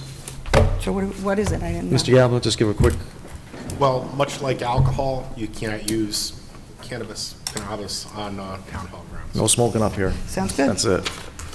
Woodstock's that way. Debbie's Number 25, discussion of yeah, there is a resolution. Okay, with resolution. All right, discussion of resolution authorizing budget modification of 2020 rec fund for the summer camp. Everybody okay with that? Yeah. Routine. Authorize salary increase for rec department staff. Everybody, anybody want to talk about that? I feel the same way as I just said for the other one. Okay. Discussion of resolution authorize salary increase for receiver of taxes. Everybody okay with that? Yes. Number 28, discussion of resolution to appoint Maryellen Von Egypt as full-time rec director, recreation events coordinator. Any problems? No, we look forward to it. Number 29, resolution to appoint seasonal employees for buildings and grounds department. Anybody got an issue with that? Yes. Discussion? Okay. Since I began on the board, I've always felt that that department's budget has never decreased when it should, and I don't really see the department head proving, in my opinion, that he needs additional workers. I just feel like more time management would be the issue. So, once again, if I say no to somebody, it's not personal, it's because I don't think it's necessary. It's not Thank the you. people. That's going to resolution. Next up, discussion resolution to appoint Jolson Folk of groundskeeper in buildings and grounds. Any discussion on that? It's the same. Last one is discussion of council. Any discussion on that? Sir, you need to recuse yourself from that discussion. We're not talking, I'm not talking about it. Okay. Just keep going. Wait, we're good? Anybody get discussion? Anybody want to talk about it? No. Next up, privilege of the floor for agenda items. Anything that's on the agenda, you can speak about. Mr. Russ. Russ O'Malley. As far as that property, 5282, you did so much fantastic historic work with the statue, and this historic cemetery across the street. You have to be very careful of what you put there. I really think something on that piece of property. It should be a park. It should be historic related. To put something like another storage unit or something of that scale, that's going to disrupt the whole. It's a beautiful place now. Russ, I don't think anybody here disagrees with you, but you're talking millions of dollars for that property, and probably a lot of money to clean it up. Find somebody that could do something maybe related, not you. It just doesn't work like that. Yeah, I know. I know, I apologize. I would love to. Cover the foundation. And everybody here agrees with that. Nice park, some benches. The millions of dollars for us to do something. Oh, yeah, there you go. Nice. Flowers. We don't disagree. None of us disagree. Garden. Pollinated garden. Yeah. I got all kinds of ideas. Yeah, it's just a financial thing, and who the heck knows what's there. But we are remediating that area. A what? A Carvel? Yeah. No, but we don't disagree. It's just the finances is, this bank sent a lawyer here to talk about this, so this is, but it's high dollars, and I can't justify to the taxpayers $2 million to buy something and another, anyway, thank you very much for your kind comments. Anybody else? Kenya?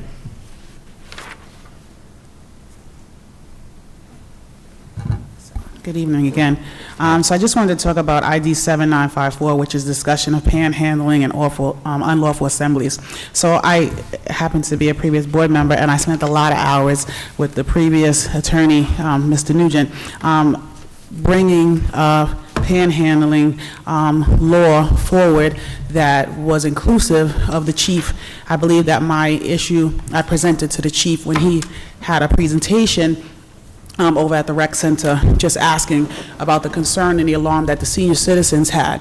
And then there was a lot of discussion at this podium about the fact that where the person is positioned. And a lot of times they're in that middle island, which again, I believe belongs to Walmart. And so therefore Walmart has to initiate. The other thing was, the only time you can do anything to the person is if they are being aggressive or they are obstructing the traffic. So one of the things that were discussed back then is pretty much the police's hands are tied on what they do. Over where I live at, going on and off the highway ramp, again, those people are very cordial and polite. So, and they are not blocking the traffic as if you were in New York City.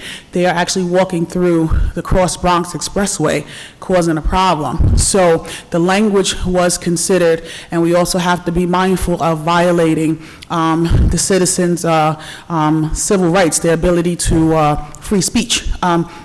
And so I worked really hard on that, and so to see it try to be dissected is alarming because there was a team effort to have that occur. It seems to me that there seems to be some division right now, so it continues. It seems to me to be rising, so I hope that, again, as I hope when I sat where you guys sit, that the police and the town board collectively, because I know that Councilwoman Daniele was in support of the chief, and she continues to be that you come to a common ground where conversation is just that, positive and open communication, and not just people choosing sides for whatever reason. The other thing is, with the police academy, I just want to say, I have two children who have, one has a master's degree in criminal justice, the other one has a bachelor's degree. They tried many times to get into Fishkill, and they did full disclosure. They said at the time, I have a relative that is on the town board. I'm going to tell you that every department that is in here does not provide full disclosure on who they're related to, who they're hiring, and I am aware of that, and so I'm watching these biases. I believe what the supervisor and Councilwoman Daniele was trying to say is that we need to learn how to afford the opportunity to all people and stop closing the door. It appears that this town continues to hire friends of friends, friends of friends. So no one that looks like me will ever work in the town. No one that looks like me will never be on your buildings and grounds. And so that is a sad space. So when you have awareness, when you've been told, when you've been put on notice, it affords you the opportunity to take a look at that, right? So I'm not saying that you have to hire all black and brown people, but you do have to consider them if they have the qualifications. And again, my daughter did not even get a notice that said, sorry, it's filled, we're not taking any more applicants, so there was no acknowledgement. And so when I sat on the town board, again, there was a process created so that applicants coming in or submitting, we knew that they were submitted, we knew maybe they didn't get accepted, and we went through that process. It seems as if that people didn't appreciate being managed in that way, but it created equality, it created opportunity, it creates things like Maryellen, who I love, to grow with Fishgill if that's what they so choose to do. And so stop acting like you don't want to hear the other person just because you're tired of hearing them. Just listen to what they say, dissect it, and then move forward. Stop being biased in the things that you believe so that you can actually benefit from hearing somebody else and then bounce those two things off of each other so we can have a better Fishgill. Because the way it is now, it's back to the old way. And so that's not a good way from my lens with my glasses on, and it's not a good lens with my glasses off. Thank you. I'm confident that John, Carmen, and the chief will figure out a way to get more fairness in the academy. Chief, that's okay. No, that's okay. We're going to move on. Let's move on. Let's move on. Let it speak. He needs to address. Speak. In all fairness, I don't know if Ms. Gadsden was referring to the police department, so I'm not going to say that she was.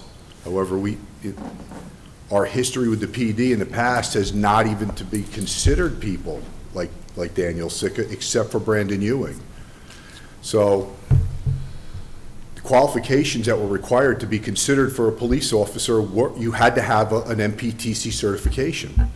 So it wasn't a matter of picking and choosing. If you had an MPTC certification, you would be at least screened by myself and or HR. If you didn't, we couldn't look at you because that wasn't our process. We didn't hire just anyone.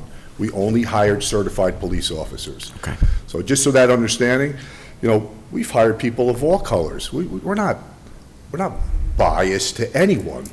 If you're a qualified candidate, of course we'll look at you.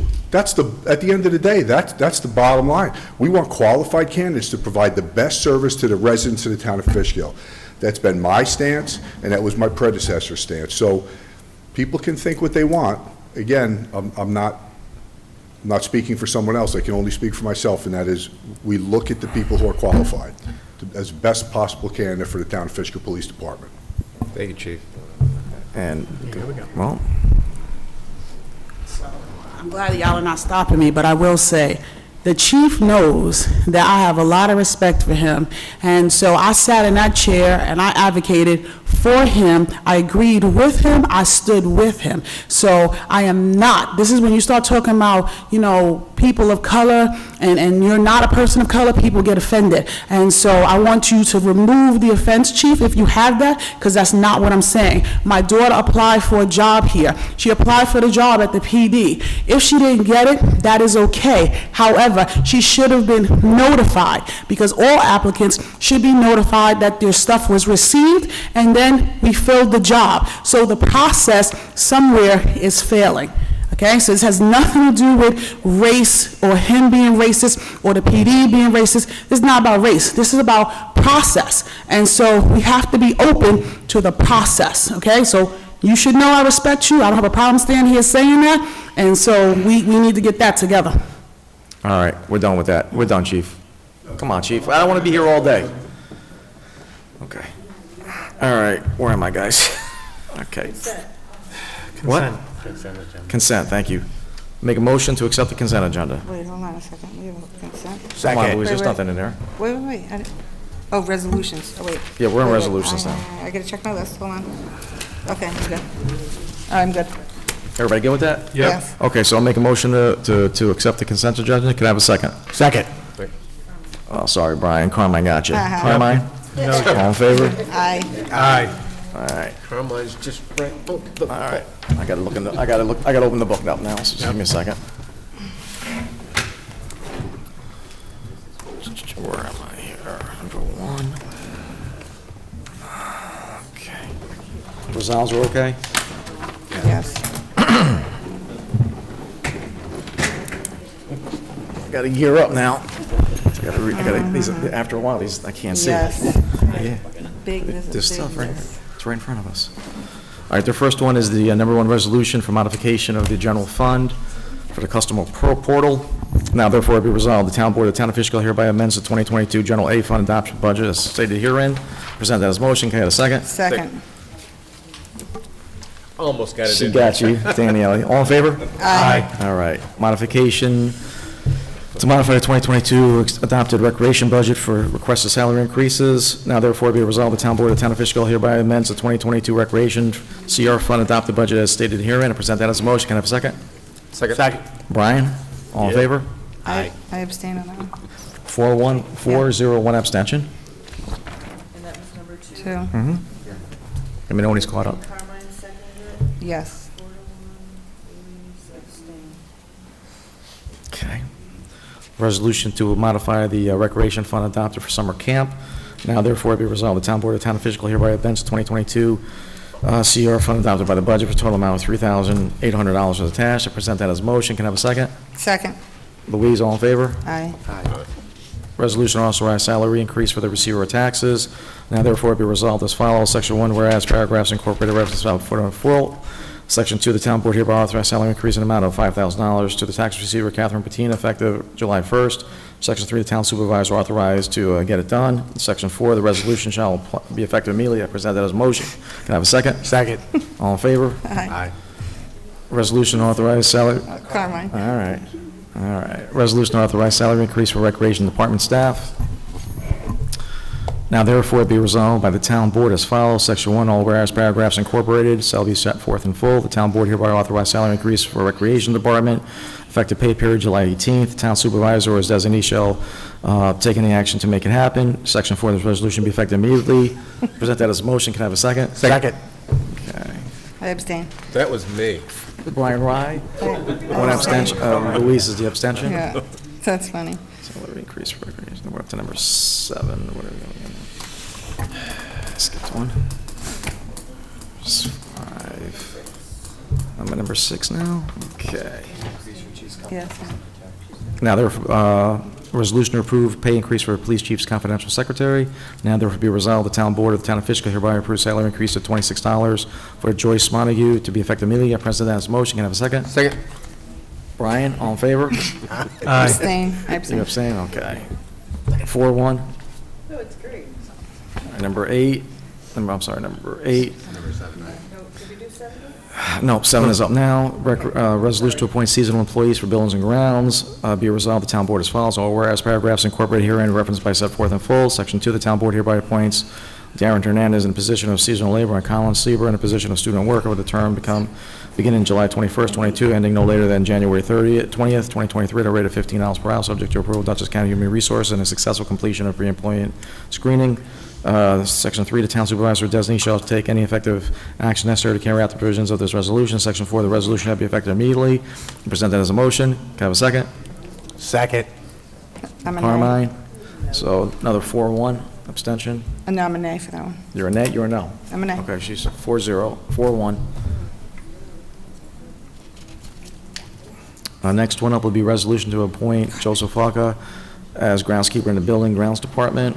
Now therefore be resolved, be it resolved by the town board as follows. Section 1, all whereas paragraphs incorporated herein in reference set forth in full. Section 2, the town board hereby appoints Joseph to the position of groundskeeper in buildings and grounds department effectively July 21st at a rate of $20 per hour, subject to approval of Dutchess County Human Resources and pre-employment screening. Section 3, the town supervisor shall take any actions necessary to carry out the provisions. Section 4, the resolution will be effective immediately. Present that as a motion. Can I have a second? Second. Second. Nay. Okay. Okay, I'm just going to read this one, and you guys can vote. I'll abstain from it. A resolution to approve council. Now therefore be resolved, the town board hereby approves continued representative town supervisor law firm Denley and Carton LLP on an appeal and said litigation subject to submission and audit and approved by the town board and all invoices and legal fees and costs. Somebody has to present it. I can't I present it. present that as a motion. I need a second. Second. Okay. Yeah. No. We vote? It's fine. He's abstaining, right? Right. So it's fine. Did he need a vote? No? Okay. No, you still need to vote. You got to vote on it. Okay. We got to vote on it. Oh, that, roll call vote, he said. You don't have to do a roll call. You just do a vote. Oh, aye. Yes. I'm sorry, yes. Brian? Aye. Okay, thank you. All right, I know we have some special consideration ones, so if I skip anything, please let me know. I have special consideration. Number 1 and 2. What's that, brother? The IMA. IMA? Yes, the municipal agreement. Oh, with Joel, right? Yes. So what happened was the building inspector in the village left. Right. What are we doing? Okay. We're So sharing for a just couple read this of part months. here? Just read the descriptor, and then you can open it up for discussion. Okay. So items 1 and 2, resolution to enter into a municipal agreement with the Village of Fishkill. The IMA enables the town to share services of the building inspector and fire inspector of the Village of Fishkill on an as-needed basis until September 1st, 2022, and provides for the village to compensate the town commensurate with the services provided by the town building department staff. And basically what happened is the village building inspector left. The mayor is going to find somebody on September 1st, so we want to help them out and be good neighbors. Any discussion? Let's go right to resolution then. Can I go right to resolution? Yeah. Okay. Just so we're clear, the town's getting paid for this. Yes. Right. Yes. Yes. Oh, I Yeah. just wanted to thank Sharon for actually putting it together, Yeah, thank you, Sharon. and to Carmine, who also assisted with that. Okay. Carmen, you're all over the place. Okay. Now therefore it be resolved by the town board as follows. All whereas paragraphs are incorporated herein as referenced to set forth in full.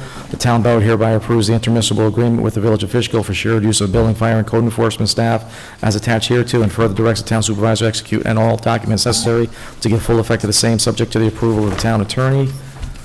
Section 3, the town supervisor or his designee shall take any and all necessary action to carry out the provisions of this resolution. Section 4, this resolution shall be effective immediately. I present that as a motion. Can I have a second? Second. Brian, all in favor? Aye. Aye. 3 and 4 will be discussion of resolution to appoint William Guler as full-time police assistant. The town has received a memo from Police Chief Chief Dworkin, requesting the board appoint William Guler to the position of full-time police assistant. Mr. Guler currently serves as a police officer in a part-time capacity. The town board will discuss a resolution to appoint Mr. Guler to the position of full-time police assistant, effective August 2nd, 2022. Any discussion? No. This says September 2nd. I'm sorry.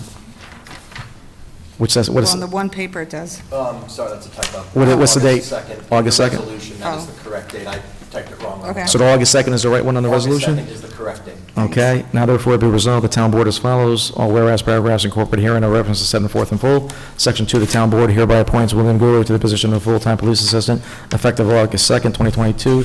Section 3, the town supervisor and or his designee shall take any effect necessary to carry out provisions of this resolution. Section 4, the resolution shall be effective immediately. I present that as a motion. Can I get a second? Second. Brian Rye, all in favor? Aye. Aye. Next one's up, discussion and resolution for discussion of resolution to authorize acceptance of bid RFP 2022-02. This is the Fishkill Highway Department building. The Town of Fishkill Highway Department has requested the acquisition of an additional truck storage and repair garage. Funding for this acquisition is included in the 5-year capital plan. The town board has authorized the issuance of RFP 2022-2 for this project, and 2 bids have been submitted to the town. Number 1, Tedesco Construction Services, $163,539, less 4 roll-up doors. Ithaca Steel, $128,707. The lowest bidder submitted all necessary documents as required by RFP 2022-02. The Highway Department requests the town accept this qualifying bid. The lowest bidder. So he's taking the lowest bidder, right? Ithaca Right. Steel? So what we basically did was last year, we authorized about $300,000 for the town highway department to do this to GC it on their own. Can you hear? Yeah. Can you hear me? Yeah. To GC this on their own. And previously it was in the budget for just doing engineering and stuff like that. So we're going to save a nice piece of money doing it this way. Looks like it.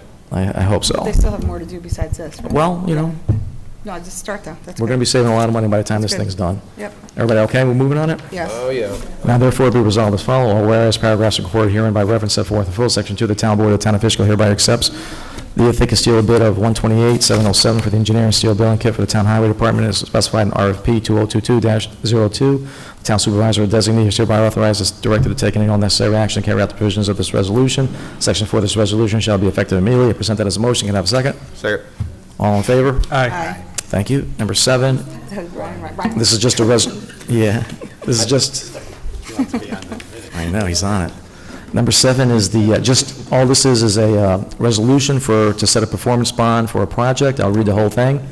Whereas LMD Homes, Inc. has applied for and received approval from the town planning board for a 6-lot subdivision of certain real property located at 234 Baxtertown Road.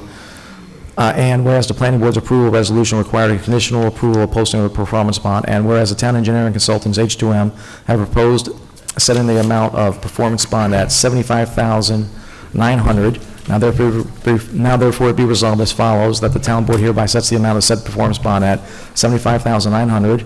Number 2, that the undertaking of the performance bond shall be posted in cash or in a letter of credit or bond in a form acceptable to the town attorney, and present that as a motion. Can I have a second? Second. Carmine, all in favor? Aye. Aye. Okay. Next one up is a resolution to accept offer of dedication for development. Is this the one for the, It's the easement. the easement? Okay. Is it complete? Are you done? Detention pond easement. I'm sorry, say that again? Detention pond easement. Is it done? We don't have to do you're done with it? Complete?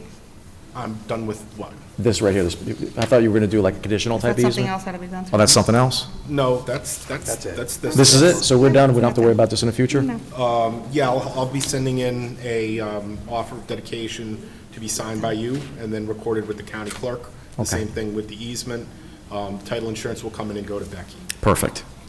Okay, now therefore it be resolved, the town board hereby accepts said offer of dedication declaration of easement for the determined basins on lots 1 and 2 conditioned upon submission of offer dedication, easement, recording documents, and the title insurance in the amount not less than $35,000, and a form acceptable to the town attorney upon payment of the property owner of all recording costs and fees of the same. Present that as a motion. Can I have a second? Second. All in favor? Aye. All right. The last one, resolution to authorize police officer candidate attendance of police academy.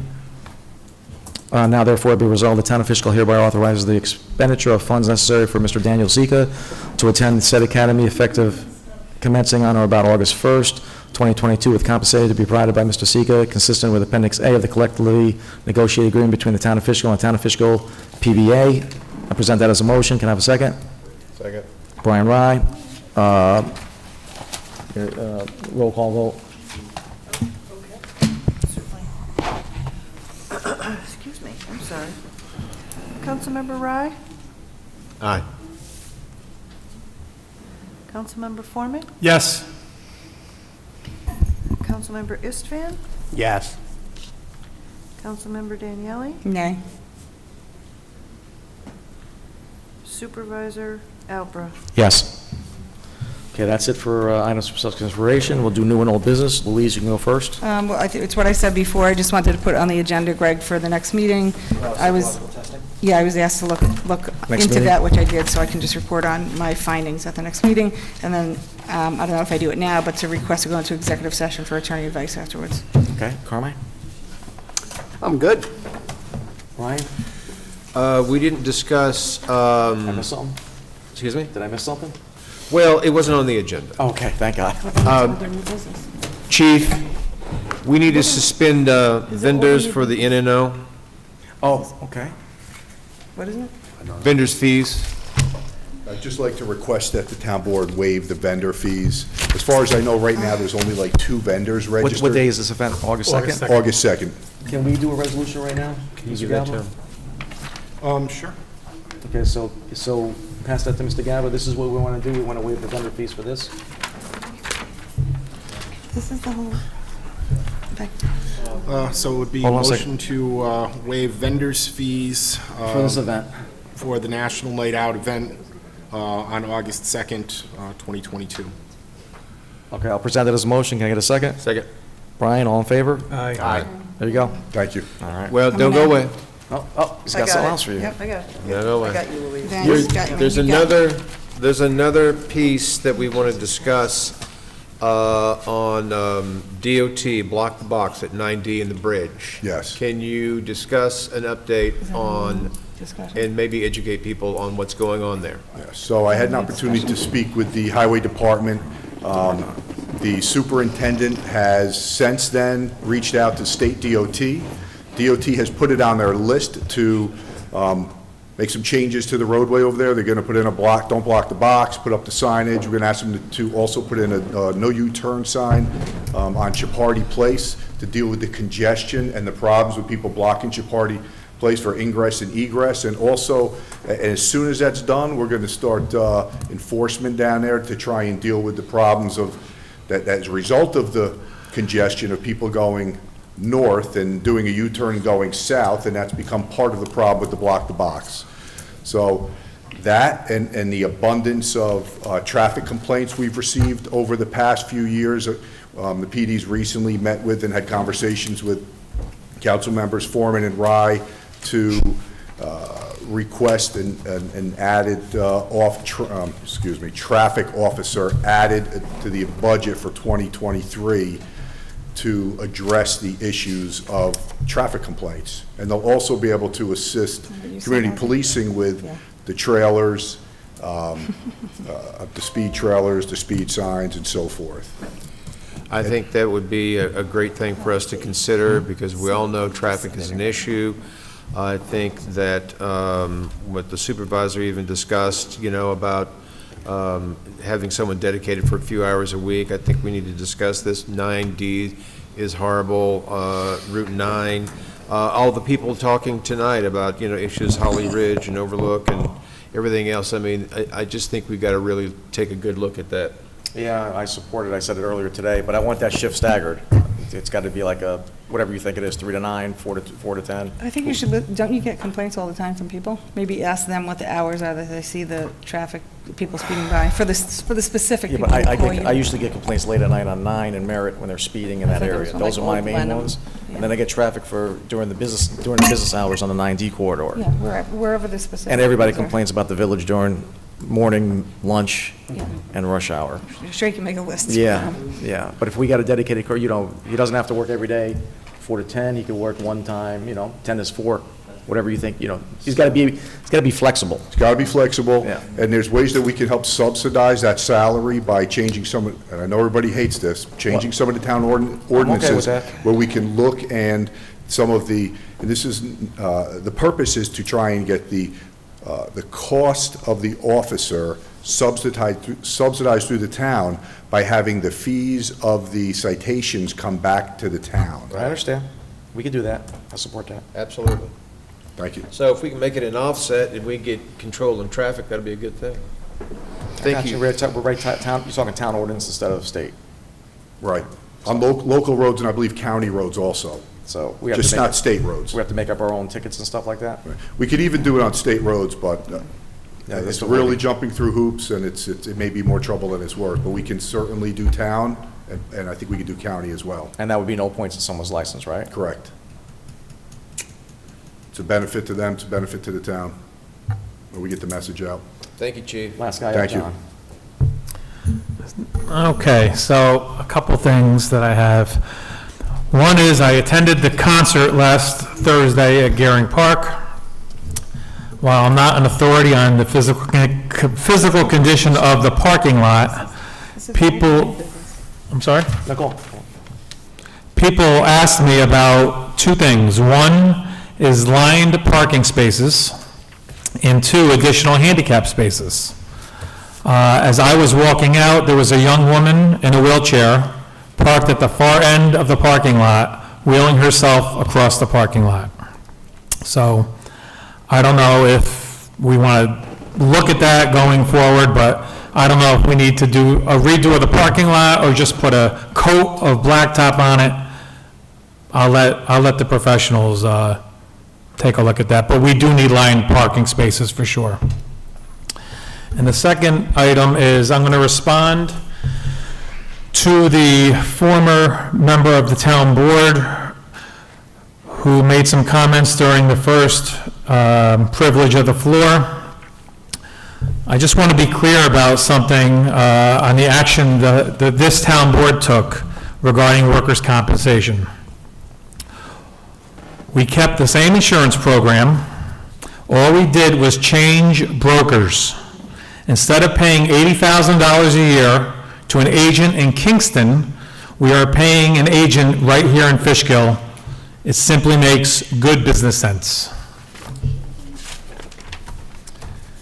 And as far as raises, I totally agree with you. I made a comment at a prior board meeting that I'm sick of seeing requests for raises seemingly every month. It's July, and the requests for raises continue. My response to you is, as a former town board member, it was your responsibility to adopt a budget that would have included any modifications as it pertains to salaries, which obviously did not happen, or else we wouldn't be dealing with these requests for raises 7 months into the year. Thank you. Supervisor, are you referring to me? Because No, I'm sorry? Louise, question? No, I think he was referring to me on the last one. When I said to you, I was No, agreeing. I'm not referring to you. I was saying I was agreeing with. You're not a former town board member. No, he said the last thing with the raises, yeah. I thought you were talking about that. And also, just for that response there, I agreed with what the former council member said in respect that there was only one person that was given the opportunity for that. So I believe her point is that there were not other people that were given the opportunity to have that position. That's what her point is. That's what my point was. Yeah, but we talked about raises. No, I'm We've not been talking dealing with about raises every month. Okay, no, I'm It talking should be about done at budget time, $80,000 insurance which the company. former town board failed to do. All right, that's enough. Yeah, Okay, that- next Buddy. town board. That isn't next true. town- What he next said town isn't board true. meeting- Hey, that's it. not. It's a long night, everybody's my getting goodness. tired. You want to go into executive session or not? Oh, yeah, I do. Close this I out. want the facts, not the rhetoric, I'll though. explain what. Yep, facts, buddy. Yeah, I just got to go through, next town board, Next town board meeting is August 17th. We will be going, Chief, hang out for a second. Hang out for a second. We will be going to executive session for attorney advice, and we will take no action afterwards. And I'll see you on the 17th. All right, so let's take a 10-minute break, and I'll see you in 10 minutes. I gotta go pee-pee.